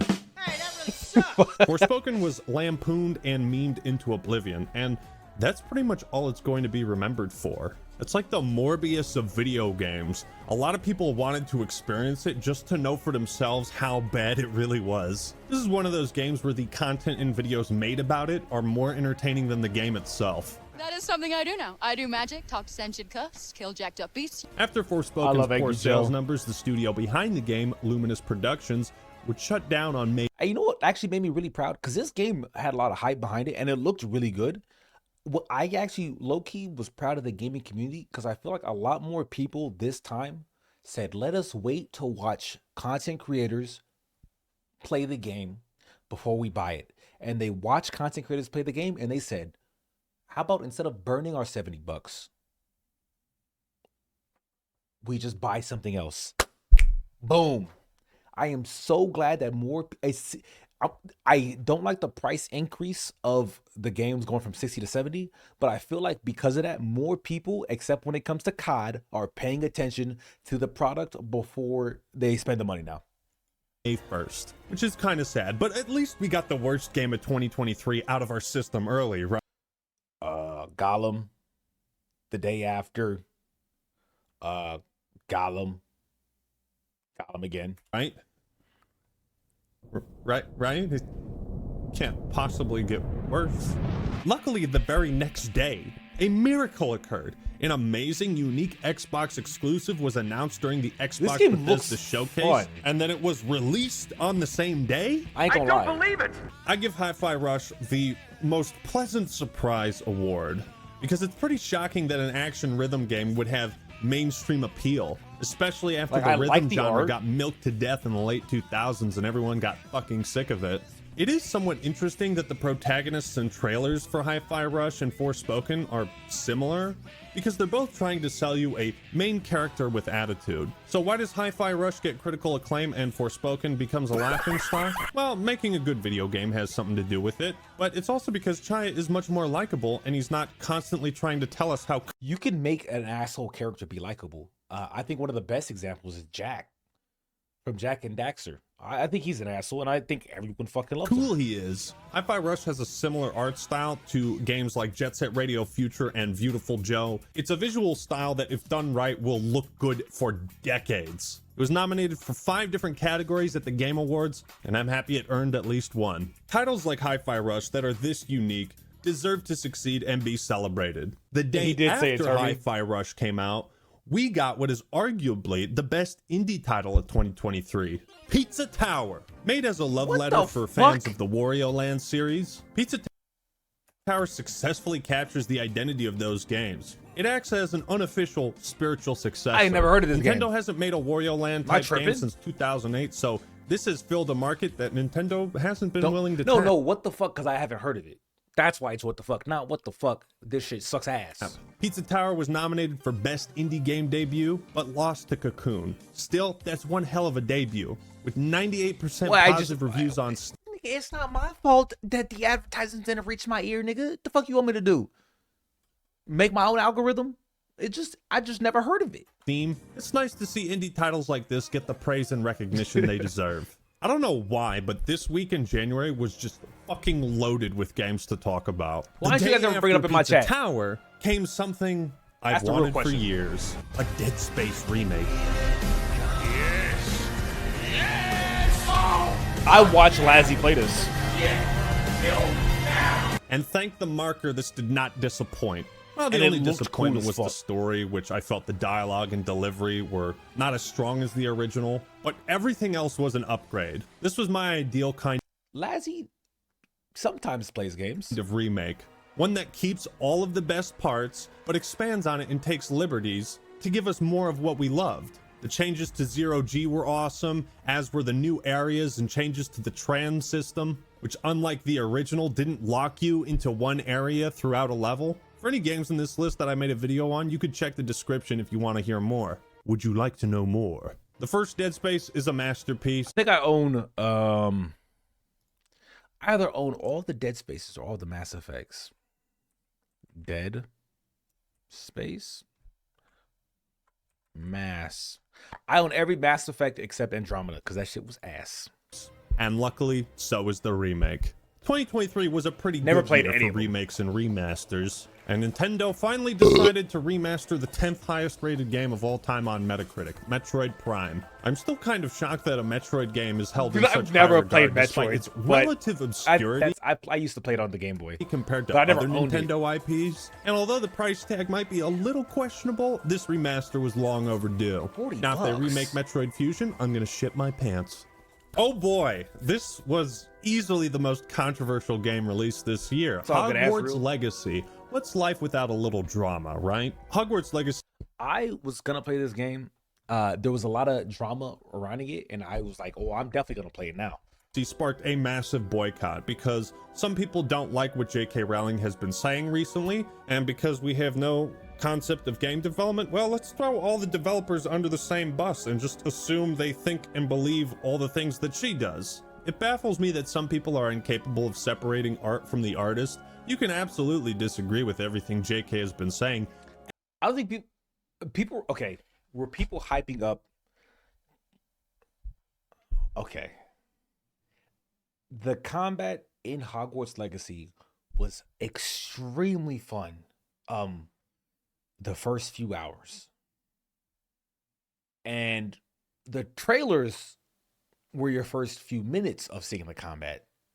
So it does make sense why, like, is it hyping up technically? But like, it was a rational hype. The combat was fun the first few hours. It was great combat the first few hours. And it was a good looking game. It wasn't buggy. It just was kind of, it had a lot of stuff it didn't need. It was a game bigger than it needed to be. And still enjoy Hogwarts Legacy for what it is. The whole boycott illustrated that external politics in the real world should not invade the process of reviewing a game based on its own merits. This boycott backfired spectacularly, inadvertently giving the game more press and attention, making it one of the most successful titles released this year. For fans of Harry Potter, it was pretty much a dream come true. Aside from all those movie tie-in games, which were a coin flip if they'd be good or dog shit, this was the first time people had a chance to really immerse themselves in the world of Harry Potter and in Hogwarts, to explore all the memorable, iconic locations from the films and the books. I hated having to go back to can I just say, I hated having to go to the room of requirement. It was so annoying. Fly around an open world RPG on a broom. I mean, what more could you ask for? It was pretty magical. Hogwarts Legacy made a shitload of money and broke records for most watched single-player game on Twitch of all time, selling over 15 million copies and earning more than $1 billion. Because the haters Hogwarts brought Legacy it up. proves that the world of Harry Potter still resonates. I'm a Slytherin myself. With people. Hey, Flinzy, you mind if I Slytherin? Even 16 years after the last Hufflepuff. Did I kill my... book came out. 2023 would be the comeback year for many games people had previously given up on. Halo Infinite is a good example. It has made a... 2023 was a good comeback year. Halo Infinite, Monster Hunter, I feel like there's another game I can't think about. Did Only Up come out in 2023? I thought it came out in 22. I feel like Elden Ring had another resurgence again. Dark Souls came back. Cyberpunk came back. It's kind of I actually think that's a bad thing. Admittedly, I like to see the old games get brought up, but I feel like a lot of times old games get brought back because the new games are just that dog shit. But they did fix Cyberpunk. Startling comeback ever since the old leadership was axed and removed from 343. And now the game is getting consistent updates that are substantial and really I should good. play this game again. He even added Firefight, man. I mean, that's... They got Firefight? Bravo. Nah, bro. I would play for Firefight alone. Oh, also, you are right. Darktide also got better. But Darktide got what it was supposed to be on release. Oh. Regurgitating old IPs for nostalgia bait is the new trend, but damn, do I love Halo Firefight. Being in a call with like a friend or three and just shooting mass amounts of enemies, building up the base and shit. I think that shit's so fun.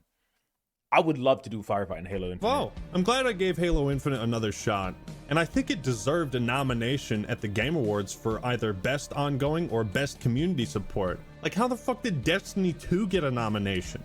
Bungie has been... Didn't Destiny 2 kind of like the community implode on itself? Imploding recently. There we Things go. are looking up for Halo fans, but 343 will need some kind of X factor if they want this game to hit mainstream again. As someone who adores Dead Space and Resident Evil 4, 2023 gave me more than I could have dreamed of. The RE4 remake did exactly what I cannot play a Resident Evil game. I don't like bullet sponges in any games. and I don't like seeing a motherfucker shoot like I wanted it to. RE4 was lightning captured in. I'm gonna be honest, I like having a lot of ammo. I hate having to like conserve ammo. It's the same reason I hate like games where they have like a weapon durability, like Breath of the Wild, right? Breath of the Wild has weapon durability. I hate using my best weapon, so I refuse to use it because I don't want it to break. It's the same thing in these kind of games where like if you just don't have guns, I hate shooting until I absolutely have to. And every time I never feel like I have to. I feel like, there's probably something I could have done to just not shoot. And it's a me thing. It's a me thing. It is a me thing. But that is why these games are not for me. But they look really cool. In a bottle. Impossible to See, my shitty aim is the main reason, right? Because I'm gonna miss a lot of bullets. Replicate. And although I prefer some of the voice acting and dialogue in the original, this is as good as you can get to recapturing that same lightning. Leon was given a bounty of phenomenal one-liners to spout off constantly. They Dude, really... I mean, like, don't get me wrong. The game looks fucking cool as shit, dude. You know what? Maybe it would be fun to stream. Dived into the campy nature of the game, and the combat was fucking amazing. The Mercenaries mode, incredible, and they recently released Separate Ways DLC. We're gonna play this game. I've decided, for no specific reason, we will be playing this game. Now, if you'll excuse me, it's bingo night. We also got to finally see the Super Mario movie. Actually good movie. It was so cool. Actually Despite good the movie. jokes we all made when all the voice actors were revealed, they did phenomenal jobs. And for what it was, a funny I movie. thought this was a great video game movie. Hell yeah. Apparently so did a lot of people because Hell it made like yeah. over $1 billion. Damn. If you're gonna keep making good movies, I'm gonna keep paying to see them. So let's get a Legend of Zelda film, shall we? Maybe. The last Legend of Zelda film I seen, so it was female Link. She was gambling. She couldn't pay her debts. I don't think that was a movie. Huh. Let's move on. Maybe. Jedi Survivor is another game on my backlog. Although I'm sure it's just as good, if not better than Fallen Order, Survivor was plagued by performance issues at release. I believe this was exclusively on PC. I had issues with this. I started playing this game. I had issues. I stopped playing. I haven't played it since. What's up, RDM? Because, like, nobody's computer was strong enough to run this game properly. Still, that only seemed to be a temporary setback, and SFM. let me just say, I love that this is the new style of Star Wars single-player games. Keep them coming. The reason Star Wars Jedi Survivor is on my backlog is because I spent time instead playing Redfall, a game so bad that Dude, I don't think I know anyone in our community that has played Redfall, and thank God. Not even the developers at Arcane wanted to make it. They thought it would be canceled. I don't know why it wasn't. The game featured brain-dead AI that predated the... Hey, you know what? I hated this game, and I hated another game that I saw our friends playing. Dead Rising 2. Dead Island 2. Not Dead Rising 2. Dead Rising 2, masterpiece. Dead Island 2. Not a good game. The original Doom. Yes, Looked the one really good. from Not a good game. 1993. Graphics that failed to impress, and a general lack of fun, combat, things that make a video game feel like a video game. It all made Redfall one of the most boring titles I've played this year. No fun allowed. No fun Unfortunate. allowed. Dude, Redfall was... The thing is, the vampires look cool. Like when I looked at the pictures and I was like, oh, this was kind of fucking cool. And then you see the actual vampires, you're like, oh, It's a red fail. And much like it's not Forspoken, working. most of its they're entertainment frozen. value came from making fun of the game. This is especially concerning if this is the type of first-party products that Xbox is going to push out there and market as Xbox exclusives. I mean, Redfall's presence on Steam is... What's DI, Artie? I don't think any update is going to salvage... Oh, Dead Island. You enjoyed Dead Island 2? Dead Island 2, I could tell from the get-go that it was not going to be my game. This game, And I never in my played Vampire. review I said I think we should start making predictions on what's gonna win worst game of the year. I feel like giving it the day before is like, or the day after is not fair. I feel like that was like not even a game. I feel like that wasn't a game from the get-go. They just released it to not get sued. I would give it to Gollum. On what's gonna win worst game of the year. Well, ain't no point making predictions because, ladies and gentlemen, It's this gonna be the year, day after. it's Redfall. Are you Oh! sure about that? There we go. I never imagined that this clip would age poorly. Also, did anyone play that Lord of the Rings game with the dwarves? Was that fun? I'm not a survival game kind of guy, but I was looking at it and I was like, I kind of want to play this if there's a magician, but I heard there was no magician, so I never played it. Breath of the Wild is one of the best-selling video games of all time.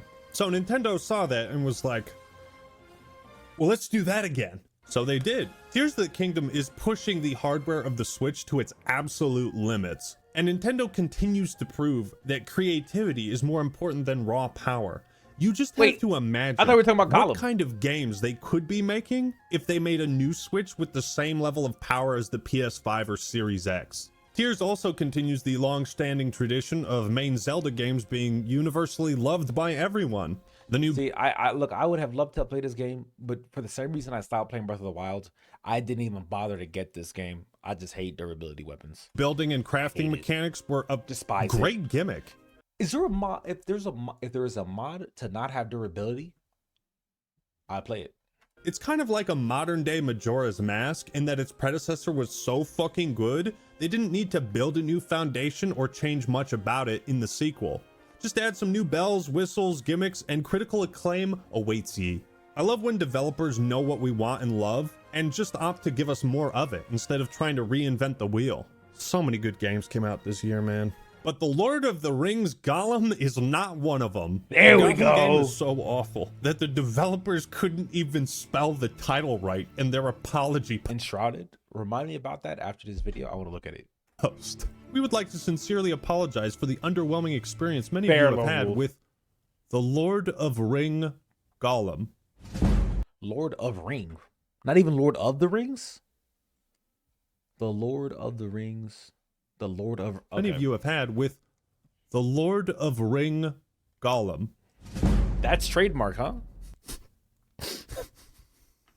The Lord of Ring.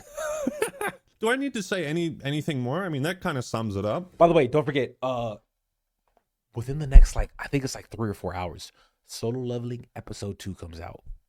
Putting that out there. Gollum was picked by many as the absolute worst game of this year, but it wasn't. It The developers technically Dave wasn't, Gallic no. canceled plans for a second Lord of the Rings game and shut down their development division. Probably the wise choice. Nintendo games are fun, but I don't know how they are charging the same amount as all these other games while being 7 years behind. It's because Nintendo games are the safest games you can get for your children. Also, is that the Ginyu Force? Yo, that's badass. Did I read it? So I'll come back to that, Jay. Let's talk about Nintendo real quick. Nintendo games are the safest game you can are the safest games you can get for your children. So it makes the most sense. Nintendo games are meant to be bought by parents for kids. This is why Nintendo is literally an unprecedented giant. It's why Nintendo will never fail. Even when they were doing stuff like copyright striking content creators, it just didn't matter because they have Nintendo quite literally has no competition when it comes to getting in your kids, except for Don Italiano. Nintendo is there's no other company that specifically targets kids. That's just how it works. That's why Nintendo is just Nintendo has everyone up to about 16 Nintendo has on lock. That's how it works. They know their market exactly. It's more like they own the platform where you can buy their products too. Yes, but there are kid games on Xboxes and whatnot. However, you will not find only kid games on Xboxes. And technically nowadays you won't find only kids games on Switches. But a lot of parents haven't figured that out yet. Nintendo is still very kid focused and very kid friendly. That it's just oh, I'm gonna get my kid a Wii. I'm gonna get my kid a Nintendo. I don't have to make sure they're not playing GTA and fucking strippers. I don't have to make sure they're not decapitating people because it's Nintendo. Nintendo. Oh, and then reading the webtoon. Yes, I read Solo Leveling. I read it. I was supposed to read it. I was just gonna try it out. I'm like, what the fuck is this shit, bro? I read it on a Saturday morning. I read it Friday night. I read like the first couple chapters, went to sleep, woke up. As soon as I woke up, I opened up my my phone again, went back to the webtoon, ended up staying in my bed, didn't eat, only got up to shit. Staying in my bed the entire Saturday, reading each and every single chapter of Solo Leveling until I got to the end. It was so bad I actually had a headache because of lack of food and lack of water. I just did not that entire day. I did literally nothing except read Solo Leveling. It was awesome. I fucking loved it. Great fucking webtoon. I finished it. The only issue is I don't remember too much of it because it was all in one go. So it was just like, hey, what's up, Eggy? Solo Leveling, so good, so good. All right, let's continue this shit. Voice. 2023 was filled with many long-awaited sequels, and 7 years after the last main entry, Street Fighter would make its triumphant return. I've never been the biggest fan of I want to get back into fighting games. There's such a high skill ceiling and like gap that it's just like it's a really big investment to really get good. But I used to be a Mortal Kombat fanboy, and I'm not anymore because I know I'm kind of salty about them taking away titties. Yeah, call me a sexist, call me petty. I don't give a fuck. I miss the titties in Mortal Kombat. Okay, I miss bad bitches. They still got bad bitches in Street Fighter though, so I'd like to play that. I actually really want to play Tekken 8, to be honest. To be quite honest, I want to play the new Tekken, but it might not be that good from what I heard. Same though. Thank you, Bobby. That shit, dude. The fact that Melina went from, Melina, if anything taught me good traits, bro. Melina had fucked up ass fucking dog teeth, bro. She had fucking like velociraptor teeth. I still would have fucked the shit out of her. Okay, that got me to overlook looks. Okay, this Melina, fuck no, bro. Fuck no. Killer, hell nah. No interest for 2D, and I don't care about. And I don't care to learn the tech about Fair Lone Wolf. I just found it really. I think Mortal Kombat was just fun. TA is gonna be good, but the netcode might be a problem though. Ooh. Traditional fighting games, but Street Fighter 6 was very addicting. Last time I played a new Street Fighter was 4, and I didn't have a fucking clue how to do any special moves. But rejoice, fellow noobs like me, for Capcom added a control scheme that. And I'm gonna tell you right now, the mods I've seen with Street Fighter,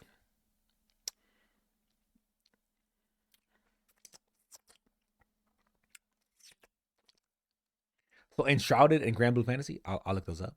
The mods I've seen with Street Fighter,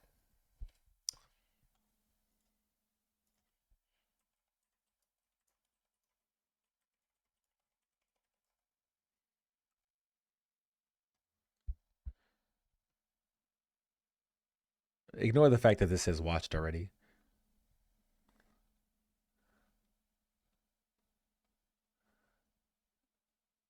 There's a specific mod I'm looking for. God damn.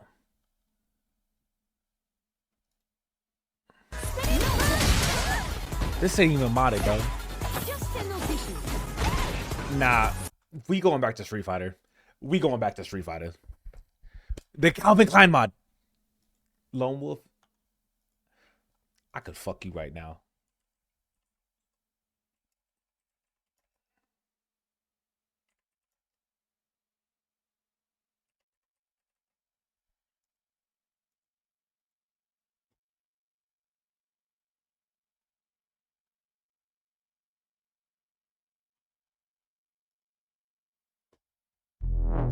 Don't hesitate. I'm ready when you are.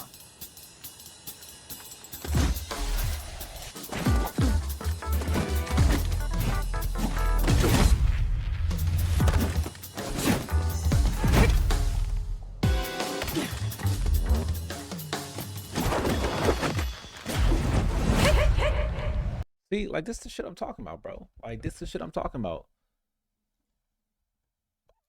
Great fucking game. It makes the game accessible to Great degenerates like you and me. It also helps that the online mode seemed to work from day one, which you can't say about every fighting game. You can't. Also, the fact that they let you create and fight with your own abomination. What the fuck? Is just, mwah, fuck is that? Perfection. I hope Street Fighter fans are happy with this one, because Diablo fans, on the other hand, do not seem happy with their long-awaited sequel, Diablo 4. As one famous Diablo, not the world's game to come out this year, and it's actually I liked it, but it could have been better. YouTube comment wrote, "Doesn't matter. You bought and supported Blizzard. You deserve a bad game." I must have been high on crack, methamphetamines, and PCP the day I bought D4, because some part of me felt like I would get to experience the same thrill and excitement I felt from the first two games. I completely forgot that. What I will say about Diablo 4 is I 100% got my money's worth. Cause I spent I'm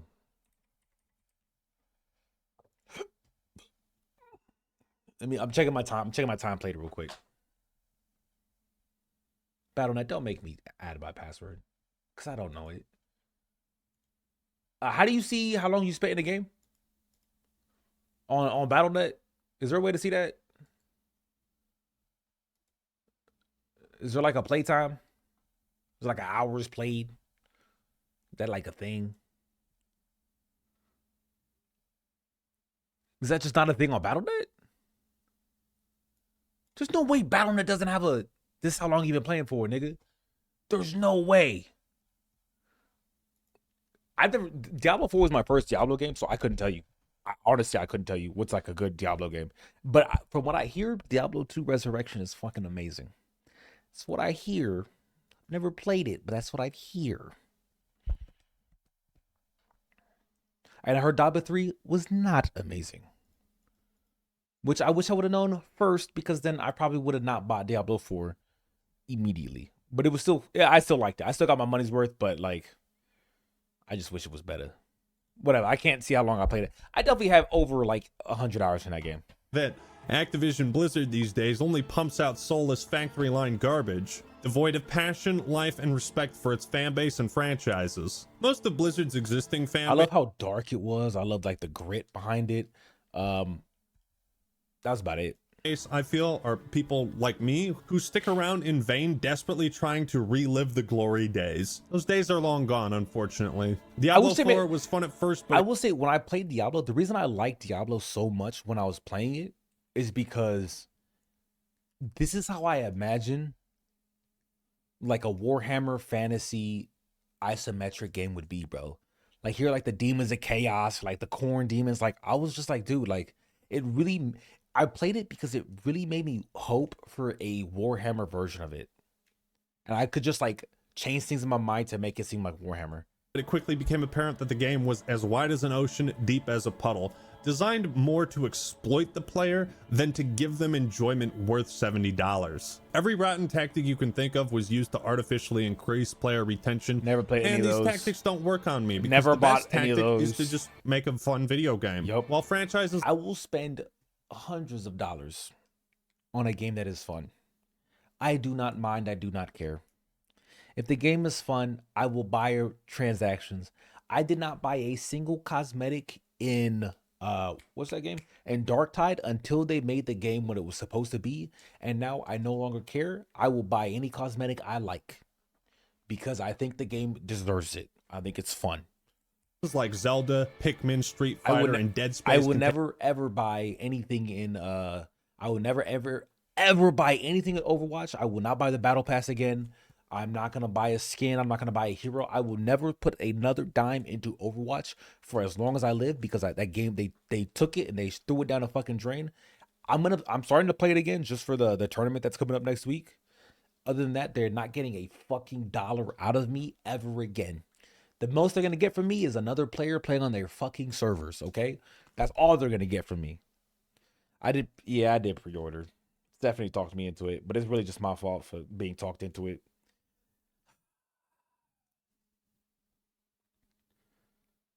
The Death Creek. Yeah, that's a really good fucking bot.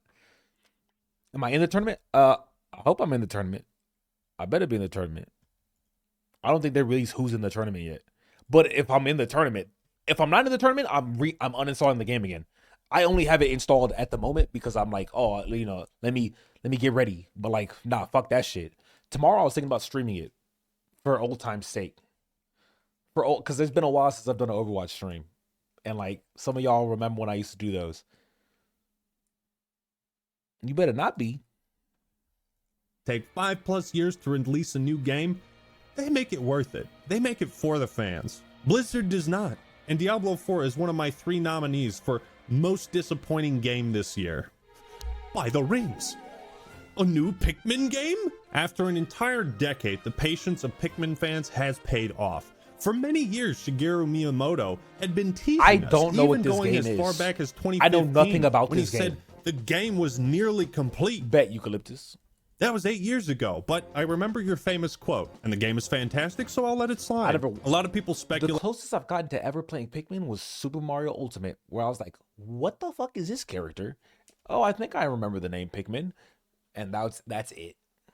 That Pikmin 4 was just going to be vaporware, something that they would talk about but never actually It's just finish. like, And Pikmin is just a I'm pimp glad they game. did. Hear ye, hear ye! Oh, the game of the year Baldur's is Gate. here. Baldur's Gate. Gate 3 somehow managed to break into the top 20 games on Metacritic of all time. That's no easy.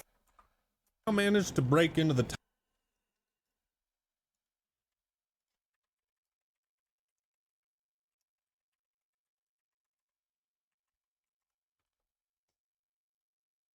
It should be the best game of all time. Maybe not the best game, but it should be up there. How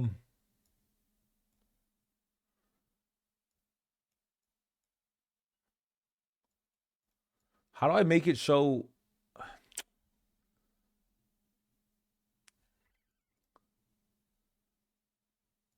Oh wait, this is every game. The Legend of Zelda. What is this? Ocarina. Man, I ain't gonna lie. I hate shitting on Zelda because I never played it. But there's no way that game was that fucking good, bro. Like, god damn it, I fucking hate. And the fact that GTA 4 is above GTA San Andreas and GTA 3 and GTA 5 makes no fucking sense to me. I thought people, first off, I thought people didn't even like GTA 4. Soul Calibur, I don't even know that game enough to like make a decision. Super Mario Galaxy, that's fair. Is this Super Mario Galaxy and Galaxy 2 are neck and neck? Are you shitting me? Breath of the Wild? No. Tony Hawk Pro Skater 3? 3? You mean Pro Skater 2? I don't know why this is so high. Red Dead Redemption 2? Fair. Grand Theft Auto 5? Fair. Metroid Prime? I couldn't tell you. GTA 3, baby. Good. Super Mario Odyssey? It was a fun game, but how is it better than Nintendo 64 Super Mario? It's just not. Combat Evolved? It's no. Halo 3 was the best Halo. Maybe Halo Reach, but definitely Halo 3. Definitely Halo, not maybe. Halo 3 was the best Halo. Why does this have the highest Metacritic score? Why is why is any 2K game up here in the top anything? Half-Life 2, I never played, but like people went crazy. BioShock, people went crazy. GoldenEye, people went crazy. Uncharted 2 was good. Resident Evil 4, never played. Baldur's Gate 3, it needs a higher score. It needs to be higher. This should not even be top 100, but this needs to be higher. Tekken 3 was the best Tekken. I agree. I'm glad. I'm so glad. Elden Ring up here, good. Okay. You know what? As long as there was, besides the NBA 2K, there was no shit games up there. There was nothing like, there's no game that I was like, man, this is just dog shit. I just don't think Zelda is that good personally. But to each their own, I guess. Galaxy is good, but the controls suck. Yep. But it's also like very classic. GTA 3 is 2 packs of ass. Stop it. GTA 3 Liberty City was... Does it hold up? great game though. It was a great game. I loved it. GTA 3 was also my first GTA. So that might be why. There might be nostalgia bias, and I will openly say that it might be because of nostalgia, but I will not say 100% that it's because of nostalgia. It was a great game. You had the Triads, you had the Mafia. How on the old 2K games were Heat? Fair. Okay, hold on. Okay, fair. BG3 might go higher eventually. True. I'm not saying they weren't good, but not top games of all time good. Yeah. Top 20 games on Metacritic of all time. That's no easy feat. Everything about this game is fantastic. It represents years and years of investment and talent from Larian Studios. While there is some discourse around whether or not people enjoy this style of turn-based gameplay. And you know what? That's actually a good reason, a good point. I can see why people didn't like the game. If you don't like turn-based, because I don't like turn-based. However, this game was so good, I did not care. And I actually started liking it. And it's unfortunate because I'm trying to play Rogue Trader and it has like the grid system, and I hate the grid system. I much prefer, but I think Baldur's Gate 3 has the best turn-based like CRPG movement I've ever seen. I hate the grids. That's why I stopped playing 40K Grey Knights. That's why I don't play XCOM. That's why I tried Rogue Trader and I couldn't really play it, but I still give them money because they made a Warhammer game. It's my weakness. It's my weakness. I will give money. I will buy every single Warhammer game that comes out from now until forever. It's just one of those things. I want to play FF7 and Baldur's, but I hate turn-based. Same. That's why that also got me away from Final Fantasy. Baldur's Gate turn-based was actually bearable and fun, which is why I played it. Spoiler, I prefer Divinity Original Sin 2. But that's also why I uninstalled Divinity Original Sin. I think everyone agrees on, because I didn't like the turn-based, is that the RPG mechanics in Baldur's Gate 3 are perfection. It's everything I've loved about like KOTOR, Dragon Age, Mass Effect. Baldur's Gate 3 is going to... Dude, we're gonna play KOTOR on stream pretty fucking soon.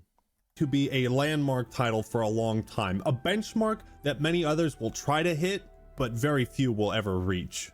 Just 2 months after D4's release, Blizzard would continue their long streak of disappointing fans, overpromising features, not delivering them. Oops, you fucked up again. I mean, Overwatch is always going to be fun. I can play it right now and have a good...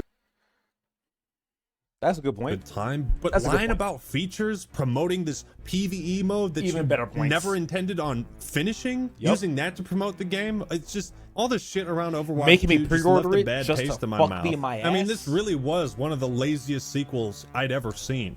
And I play Call of Duty, okay? Getting rid of a game I already bought to give me this shit? Most of Blizzard's recent games, Overwatch 2 released to overwhelming dislike. They scrapped the thing most people wanted, which was a PvE mode, a story, some semblance of a campaign. Now, allegedly, Overwatch 2 only came out because the higher-ups at Activision and Blizzard The 2 remake got canceled? What the fuck? wanted to make the company appear more valuable as they awaited the merge into Microsoft. I wouldn't be surprised if that was true. From Software also threw us a curveball, releasing Armored I also want to stream this. Core 6 Fires of... Because this came out when I was leaving the military, so I didn't have my PC, so I couldn't...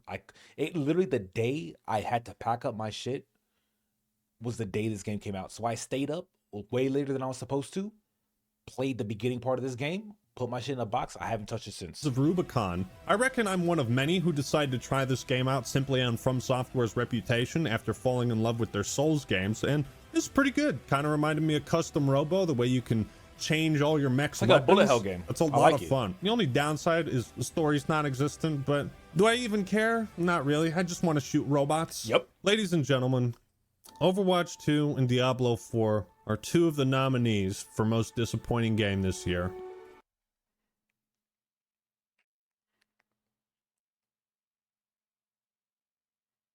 I think Overwatch 2 wins most disappointing game.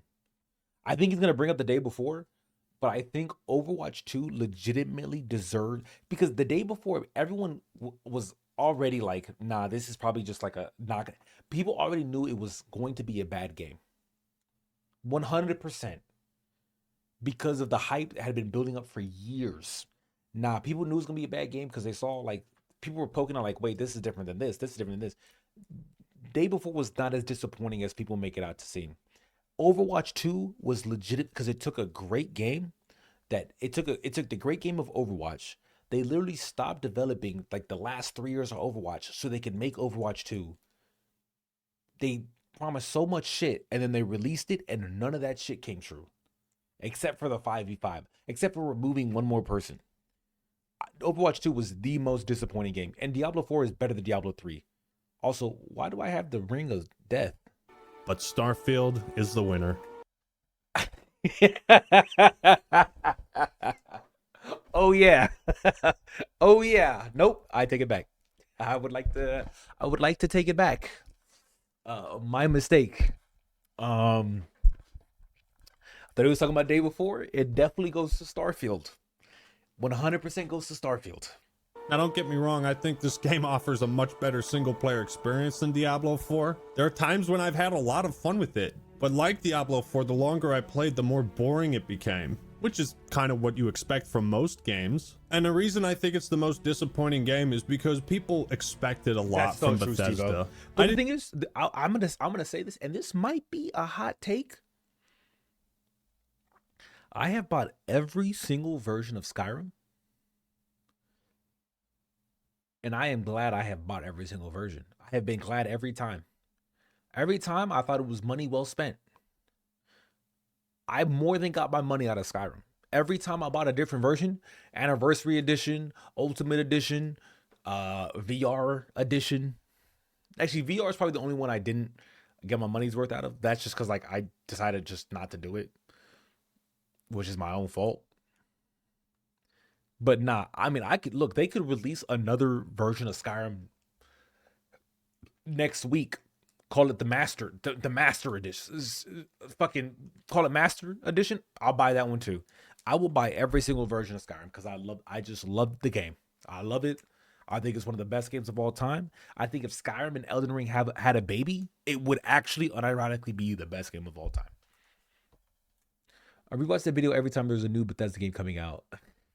Didn't care for Fallout 76 or Fallout 4, so I've been waiting a long time to play another true Bethesda RPG. I don't think it's a bad video game, but it is quite mediocre, and it runs what I don't like. I don't like this in games. I don't like seeing health bars. It takes me out of it. Except in Borderlands. But Borderlands has a comic book style anyway, so it doesn't really matter. But I don't like seeing health bars in like realistic games. Way quicker than any of the other Bethesda RPGs I've played. It was also very controversial. I mean, a lot of people love it. Others really hate it. I think given all the time they had and the expectations around Bethesda games, it makes it the most disappointing. So much of what makes Bethesda RPGs magical was lost in the pursuit of procedurally generated planets and automated content. So many of Starfield's issues could have been fixed if it was just scaled down, if the scope was smaller, more focused, if we got more handmade, curated dungeons, if they found ways to cut out the tedious, overwhelming loading screens. Maybe Starfield will get better with updates, but as of right now, I'm not sure if I'll ever go back for a second playthrough. Imagine if I'd expand my reasoning a little bit more. Imagine if Fallout had health bars, right? To me, it's just like, I like shooting a person and then them dying, and I see that, oh, I killed them, instead of seeing a bar deplete. Because then I feel, now in games like Overwatch and shit, like I don't, like obviously like I want to see the bar deplete. But in like RPGs, I don't want to think about a bar depleting being their health. I want to see me blow their fucking arm off, blow their leg off. Especially in a Bethesda game like this, I want to see me blow their fucking head off. I don't need a bar to just go from 100 to 0. I need to see just the head come off. If I see the head come off, I'm happy. That's my cup of tea right there. That's what I want. To me, it takes away from the RPG element, which is why I don't like shit like that. Also, I haven't played Payday 3 yet. Payday 3, what a tragic tale. Well, I called this game a certified banger that was based on a version that me and other content creators got to play. It was not the version released to the public, which made me and other content creators look like we were shilling a broken game when none of us knew that's how the game would launch. I'd like to squash the rumors that I did some kind of paid review in this video. I didn't play the full game, so I didn't make a review. It's also unethical to do. I need to play this with Kodama though, 100%. Because I heard now it's fixed, but I haven't played it even then. Sponsored reviews. I This is own it, the though. only thing they told us to do. Raise awareness for the launch of Payday 3. That's it. So I could make whatever video I wanted about it, and that's the video I decided to make. Oh, yeah. And that's how I felt about Payday 3 at the time. So yeah, this video was not a review. It was first impressions. My big mistake was not putting in a big enough disclaimer near the start that said, hey, this may not be representative of what the full game is like at release. And for that, I apologize. Payday 3 was broken, even in the public early access beta, which, by the way, the beta came out like 10 days before launch.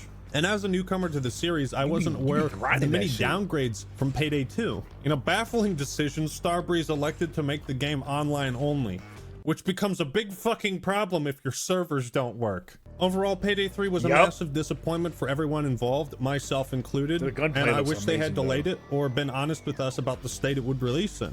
We'll see what happens, but for now, you're probably better off playing Payday 2. CD Projekt Red has spent years. I have not played Phantom Liberty. Nor will I ever play Phantom Liberty. We did stream Cyberpunk this year, or last year, rather. But when I tell you I am a petty bitch, the fact that I pre-ordered Cyberpunk, it was the first ever game I pre-ordered because I trust CD Projekt Red. And the fact that it got delayed not once, but either 2 or 3 times since I pre-ordered it. So it ended up being about a year and like a few months after I bought the game that I finally got to play the game. And for it to release in the absolute fucking shitstorm it was, I truly believe I should have got Phantom Liberty for free. And you can call me entitled. Yes, I'm entitled. They should have given me this game for fucking free. I refuse to buy the DLC. If it comes out for free, I'll play it. I'll stream it. I'll have fun. The game is where it's supposed to be at now. I had a lot of fun playing Cyberpunk 2077.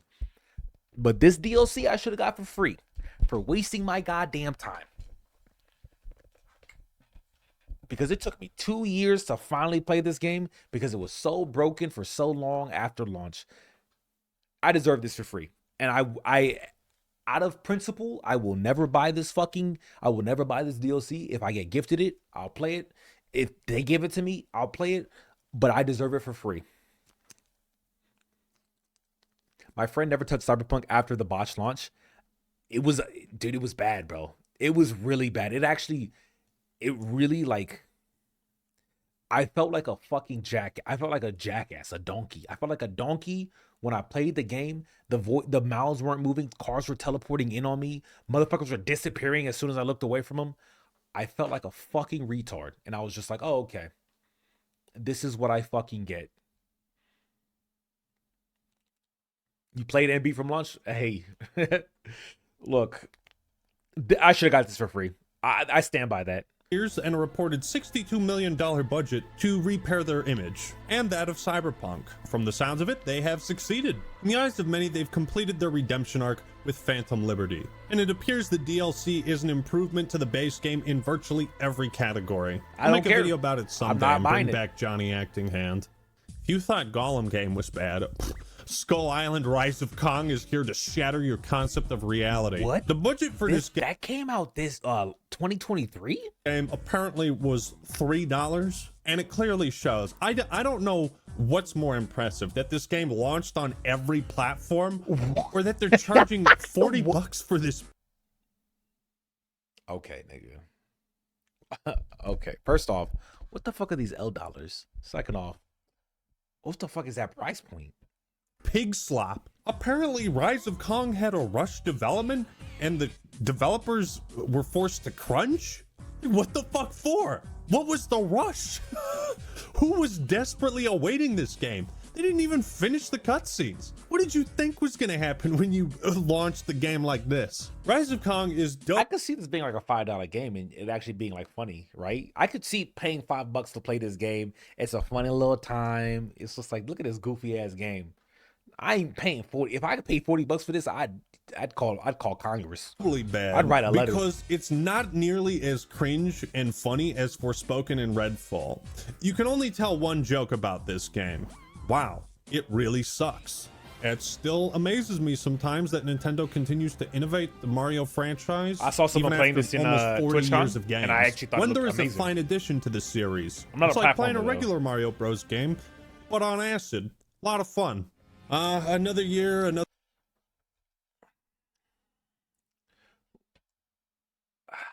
When will...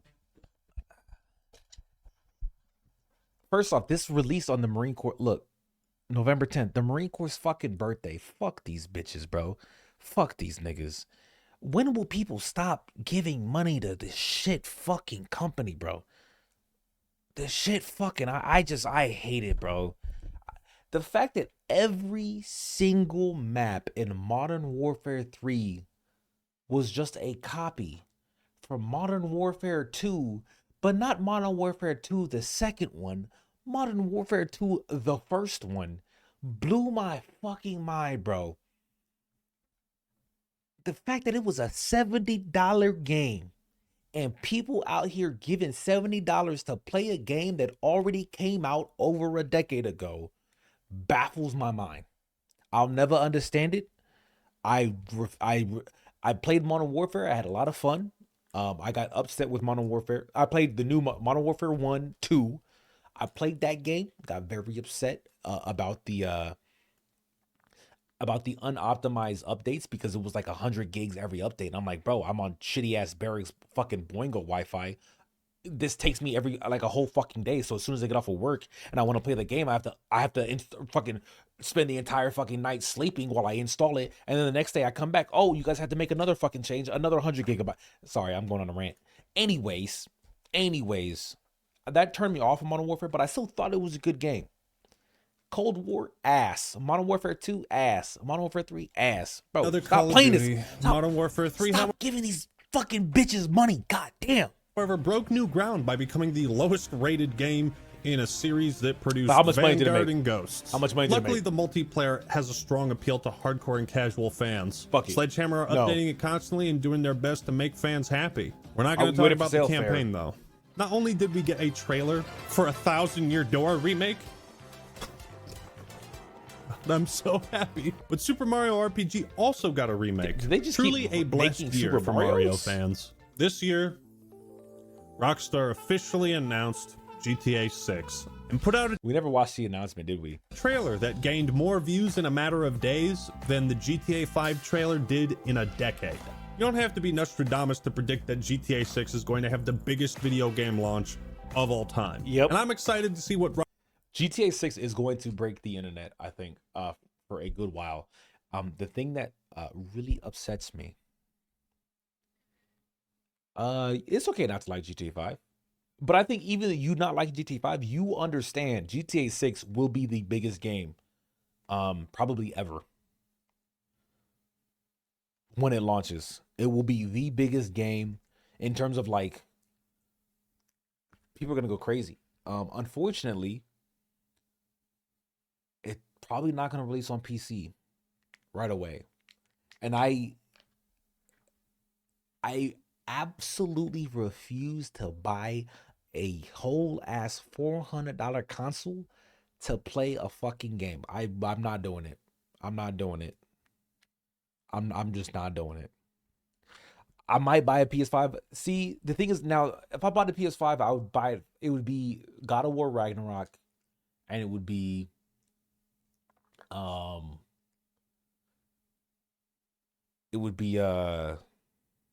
GTA 6. But that's 2 games, bro. And I have to pay for those 2 games. And now it's going to be $70. I can't do it, bro. In good faith, I just can't do it. I'm going to miss out on the GTA 6 train. It's going to be very unfortunate, but fuck it. I don't care. GTA 6 will be a console exclusive for the first 2 years for sure. Oh, 100%. Demon Souls, shut the fuck up, Amber. Yes. Let's buy it. I have Demon Souls on PC. Oh, which reminds me, the next game we are going to be playing, I might try Monster Hunter, but I'm definitely going to be playing Dark Souls relatively soon. Like that's like one of the next 2 games I'm playing. GTA 6 will be console exclusive for the first 2 years. Yeah, people, I read that. Okay, good bet. Rockstar has been cooking for the last however many years. And this happens every time with a new GTA. You already know, 6 is going to... And this happens every time with a new GTA. You already know.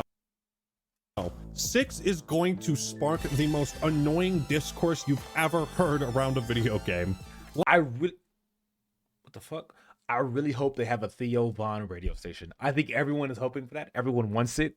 We need a Theo Von radio station podcast. Last but certainly most least, 2023 ended with one of the worst video games ever made. What? The Day Before. One of the most brazen scam rug pulls the industry has ever seen. Every time we've thought video games had hit a new low, another studio came out this year to dig the hole deeper, and Fantastic has hit bedrock. We cannot get any lower, any worse than this. The studio shut down 4 days after the game released, and Steam has taken the unprecedented move of automatically refunding every... I have never, ever heard Steam do that. I've heard them give you the option to refund it. They did the same thing with Cyberpunk, I believe. They did with Battlefield 2042, and I should have done it, but I had faith that Battlefield 2042 was going to get better, and it didn't. I heard now it did, but like it's too late now. To automatically refund a game, I have never heard that ever. Everyone who purchased it. To my knowledge, they have never done that before. The Day Before rightfully earns worst game of 2023 of all time. But in their brutality, the gods of gaming demanded one final sacrifice. Is that a $70 game? The Electronic Entertainment Expo has been canceled permanently. This is... Wait, Electronic Entertainment Expo. Wait, is that E3? Is he talking about E3? Oh, that is E3. Why'd they cancel E3 permanently? Well, why would they cancel it? This is really sad. I never got to go to E3 in person. It was like the Super Bowl for Look at gamers, this. you know? A celebration of everything awesome. I mean, it was not a big surprise. I mean, I don't know about E3 enough. Like E3 was something I always like looked at when I was like, okay, what game's coming out next? What game's coming out next? Something we love about this hobby. I guess every game now, like all like Blizzard has their own con where they talk about their games. Microsoft has their own con where I guess that's fair for there not to be an E3. But damn, bro, that's history, man. So many iconic hype as fuck moments happen during these shows. So many incredible game reveals and trailers. All good things must come to an end, and after more than 25 years, E3 has been retired for good. Partly due to COVID knocking things off track and all these studios wanting to have their own press release on their own terms. I understand why E3 was canceled. Doesn't make it any better though. It doesn't. But I'd hate to end this year on such a sour note. 2023 may have been one of the best years in gaming. Honestly, I'd say it's gotta be in the top 3. It was No, top 3. No, I'm thinking best years of gaming. 2011 got to be top 1, right? Skyrim came out. Modern Warfare 3. Modern Warfare 3 came out. Battlefield 3 came out. Gears of War 3 came out. Saints Row the Third came out. Dark Souls came out. I think 2011, the best year for games. Spider-Man, Sator came out. Lego Star Wars is always a good time. Warhammer 40K Space Marine came out 2011. This is like 2011 was a great Arkham City and Portal 2 and Uncharted 3. 2011 was definitely like number 1, I think. And I think Probably 2012 was probably like a close second. What came out in 2012? Borderlands 2, Mass Effect 3 had a lot of Dishonored and The Walking Dead. Wow, amazing games. Halo 4, okay.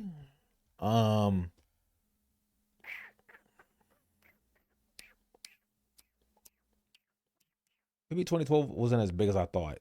Was it 13? Maybe it was 13. Him and Absolution was a banger. But those were like bangers, but they weren't like. It was definitely better than. Look, it was definitely better than 2023. Actually, what am I talking about? What were the amazing games in 2020? I never played Spider-Man 2, but it's probably a good game. Jedi Survivor was a good game. Baldur's Gate 3 was amazing. Maybe this game was amazing. Maybe I haven't played it. And then what the fuck are the rest of the Armored Core? That's pretty cool. I feel like even 2021 was better, or 2022 was better. Because that was Elden Ring, God of War, The Plague Tale Requiem, Warhammer 3. I feel like even 2022 was. The Quarry came out, which we should do another game, a replay of that. Fuck that game. Fuck this game too. I feel like even like 2023 was I think 2023 was an okay year. Don't get me wrong. But for him to sit here and say, and one of the best years in gaming. That's just not it. For modern gaming currently, 2023 was a good year. It was an okay year. But we just looked at 2020. Do you think 2022 was better than 2023? Or do you think 2023 was better than 2022? I don't. What about 2021? So I think 2021 was a notoriously shit year. 2021 was a notoriously shit year, okay? Not that there's bad games here. It's just I love Chivalry, but like that's not gonna make a good it's not gonna make a year a good year for games. 2021 was dog shit. 2020, this game was good. This game was great. You might have a point. Demon's Souls remake came out in 2020. Ooh, 2019. Sekiro, Devil May Cry 5, Metro Exodus, Fallen Order. Okay, 2019, Mortal Kombat 11. 2019 was good. Ooh.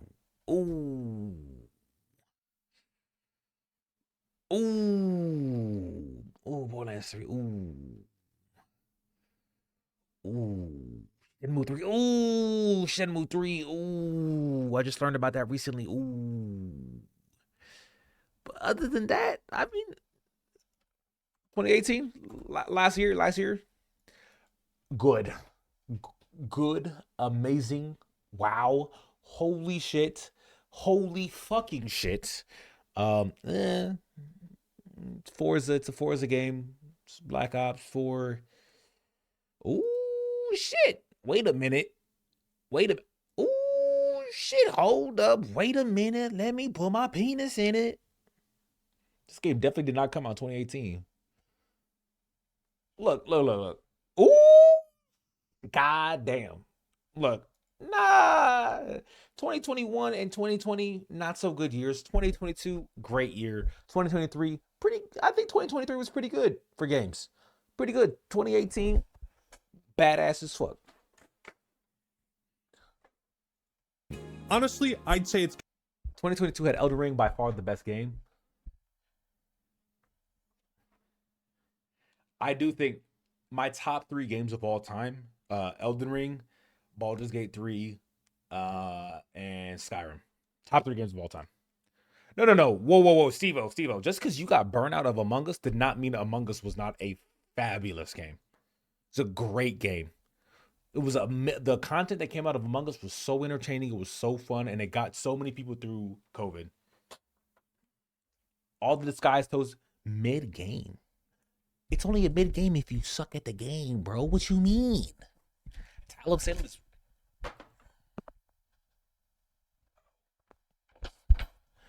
Give me a second.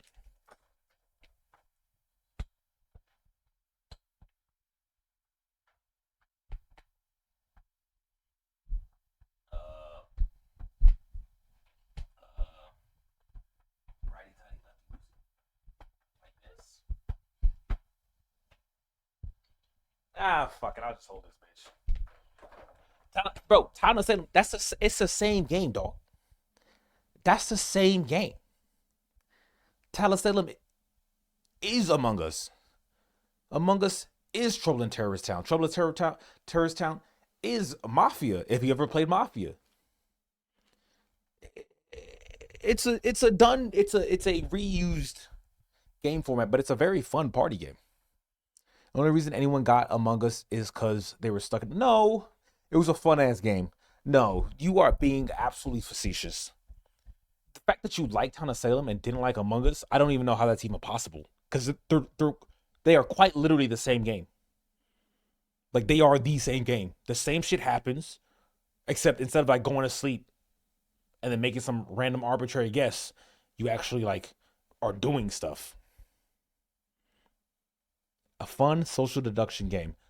Exact. And the thing is, if you played Among Us and you didn't have friends in Discord, that game is terrible. That game is so boring because it's not meant for typing, it's meant for talking. I 100% agree with that. But just have friends, bro. Like, just make friends. That was the way to have fun in that game.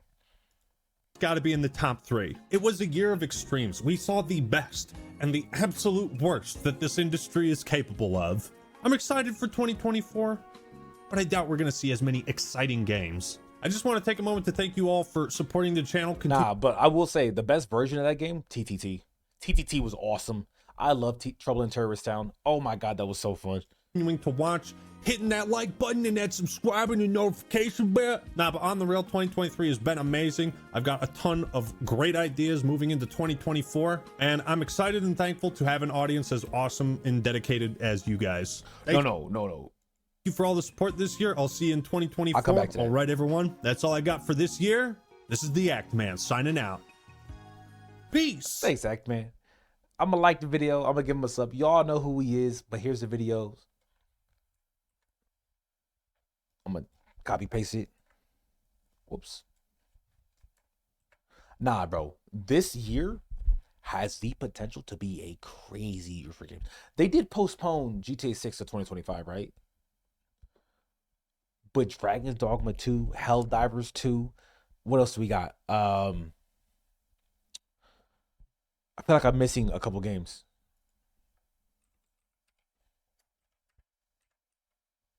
Space Marine 2.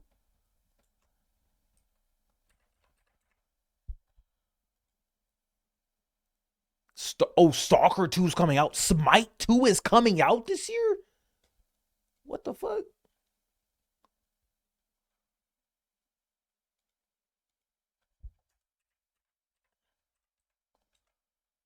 Up. Coming.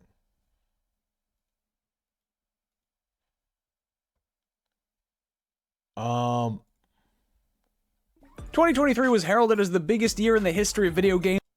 Or Machiavelli. So go on that Prince of Persia. No, this game. Okay, no, not this game. Tekken 8 can do. That's on PS5. Tekken 8 is going to be a huge release. Okay, Tekken isn't that big, but I think a lot of people are gonna love playing Tekken 3 or Tekken 8. No one's gonna care about this game.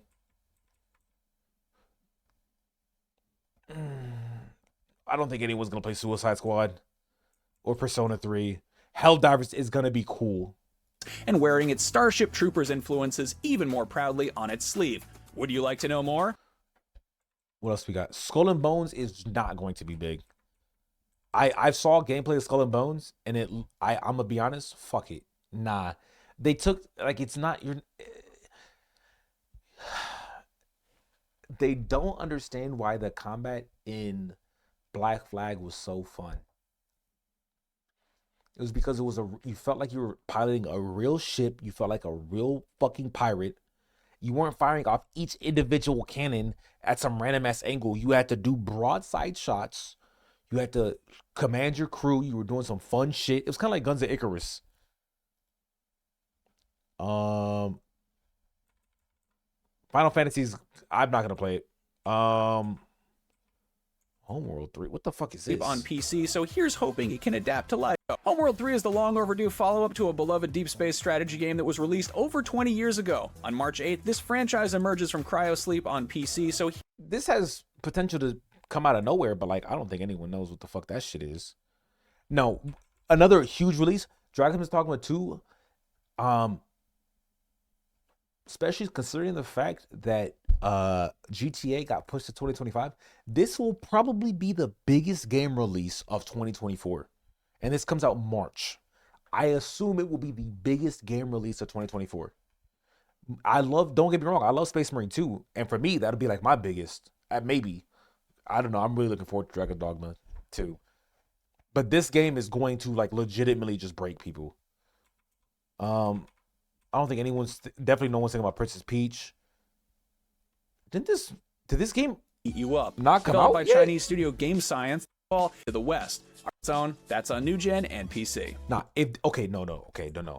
If this game comes out the way the video showed it would come out, then this game might actually be the biggest game. Unironically. But I wouldn't look. As a Chinese studio, who knows if this is actually how the game looks, okay? What's the best game, Bozu? This game going to be a huge release it's going to be the biggest game for Warhammer fans, without a doubt. And I think it'll be big enough. I feel like not enough is being announced in 2024 to where this game might actually attract some people into the Warhammer universe. Oh, I just don't like. Is Final Fantasy VII that Rebirth is going to be turn-based, right? Because if so, then yeah, I'm just not going to play that shit, nigga. Like, I ain't doing that shit. Oh, they're making a second Hellblade. Hellblade's going to be a big game. So will Stalker. Stalker 2 will be dude, it's going to be this game is going to be dog shit. This game, I know without a doubt, is going to be dog shit. I'm not going to play it. It's like I think everyone and they fucking mom knows it's going to be a dog shit ass game. Don't pre-order this shit. Don't waste your money. Fuck this game. Was that all the games? Hades 2 is interesting. I never heard of that game. This is some anime shit. Paper Mario is Paper Mario. Wait. Bloodlines 2 is yet another remake that we got way back in 2023. Vampire the Masquerade Bloodlines 2 is yet another long-awaited sequel that became even more long-awaited after the decision was made to go back to square one. Is Vampiric Teddy still here? Oh my fucking god, bro. If this game comes out, now this game is a niche game. It's not gonna be fucking bigger than fucking. Are you playing this game? Are you gonna play this game, Teddy? Yes. Dude, I can't wait. Because I looked at some of the, like, I'm going to be honest, Vampire Masquerade Bloodlines, it's a game that's a little too old for me to play, right? Like, it's like, I could imagine myself in that time period playing it and having so much fun, but it's a little too old for me to play. I am so glad that they're doing it this way. I hope this game comes out in the hands of a new developer, but the good news is that developer is the Chinese Room, the studio behind the Amnesia games and Dear Esther, so this vampire game might be kind of spooky. It better be. All right, let's see. It's whatever. Avowed. Why does nice this sound familiar? For anybody who's licking their chops, waiting around for Fable Horizon or Skyrim 2, Dragonborn again. This would be a fun game, but it's not going to be anything crazy. Zenless Zone Zero, Techie's about to fuck this bitch up. You can already tell this is a gacha game. Isn't this made from the people that made Honkai? Wait, this game already came out. Speaking of which, Genshin is expected to hit Switch at some point in this game already came out 2024. Because it's hitting Switch. Who gives a fuck, bro? Genshin was an okay Genshin was an okay game. I liked it. But like I had my time when I left. I think a game that you would really enjoy is Disco Elysium, but it has zero combat. I'll look it up. Takey's bang about to fuck that. Yup. Well, it depends. He's been on his free to play fucking stretch for a little bit. Who knows? Oh, did you like V Rising Vampiric? Because I've been thinking about getting into it, but I just don't know. I just don't know. Nah, bro. No, what's actually okay. This technically is not going to be the biggest game, right? Because it's a DLC. But the actual biggest thing of this year is, I think we all know it's going to be Shadow of Erdtree, without a doubt. Without a doubt. Like, it's, I mean, like, what else would it be? Bro, it's Elden motherfucking Ring, bro. God, I will beat my dick every single day until this game comes out, bro. I can't wait. Oh, cover a share of new. It won't stop him. I hope it better not be nominated Game of the Year, because if it is, it shouldn't win. I do not agree with that. I don't think DLCs and I don't think DLCs and or remakes should ever be nominated. You should not be able to remake a game or remaster a game and have it win Game of the Year. I think the fact that Resident Evil 4 remake got nominated was very disappointing. I think that's a very like I don't like that. I'm not a fan of that. I'm not a fan of that at all. Don't do that. Just don't do it. Watch Jeff put that DLC as Game of the Year. Look, maybe in my heart it'll be Game of the Year, but that's because it's Elden Ring. I will vehemently be against it if it is as a nominee for Game of the Year. I will be against it if I see it, but it should not be up there. But holy fuck, can I not wait to play it? I think Game of the Year, I'm gonna be honest, will probably be Dragon Dogma 2 based on everything we're expecting. It's probably gonna be Dragon Dogma. Games at launch and thereafter. And like I said, there is a ton of other stuff we didn't cover. Elden Ring's Shadow of the Erdtree DLC is going to be a substantial expansion to an already massive game. Though I would, oh my god, if Space Marine 2 was good enough, because they delayed the fuck out of it. If Space Marine 2 was good enough to become Game of the Year, the Warhammer universe, the Warhammer fan base would become so much larger. And then the Henry Cavill TV show is supposed to be coming out.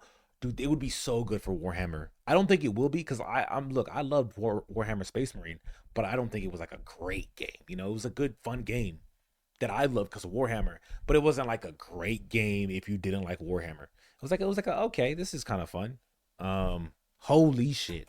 There are some rumblings about the next Doom game, possibly a prequel. And of course, long-awaited sequels like Metroid Prime 4 and Dragon Age: The Dreadwolf Rises, just to name a few. But as of recording this in late December 20... Oh yeah. Hey, you know what? Hey, thanks for bringing this all in one video, little homie. I'm gonna give you that like. I appreciate that. I haven't heard about the new Doom. I also don't like prequels. Well, how you gonna make a prequel to Doom? There I was, minding my own business, and then the portal to hell opened up and I died. Is that the sequel to Doom? The portal to hell opened up, I died. Well, guys, there's the game. like what the fuck? Warhammer needs to. The thing is, I think Warhammer is picking up more traction. More people are knowing about it, and I'm gonna keep talking about it so more people know about it. But it is Warhammer is coming out of the niche category, which is kind of good and kind of scary.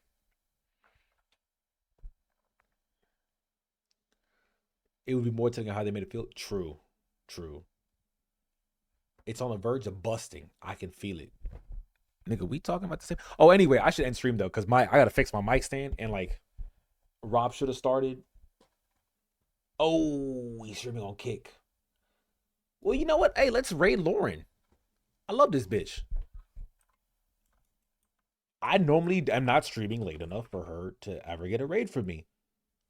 So everyone, please give your warmest welcome to Lauren, or hello, I guess, to Lauren. You all know her. Did her tits get bigger? Oh my god. Oh my god.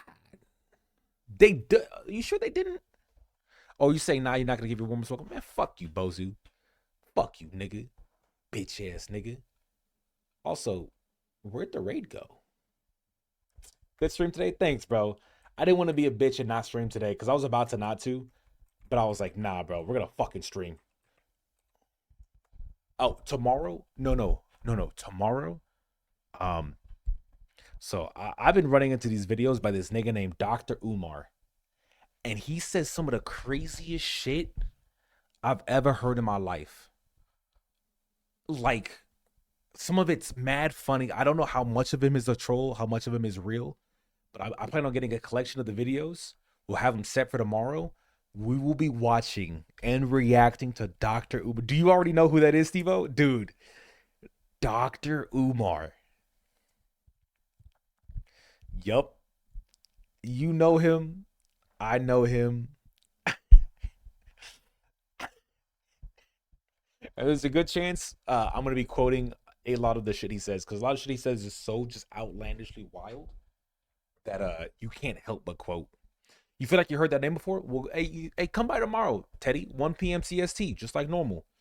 And you will remember that name. I promise you. You will remember him.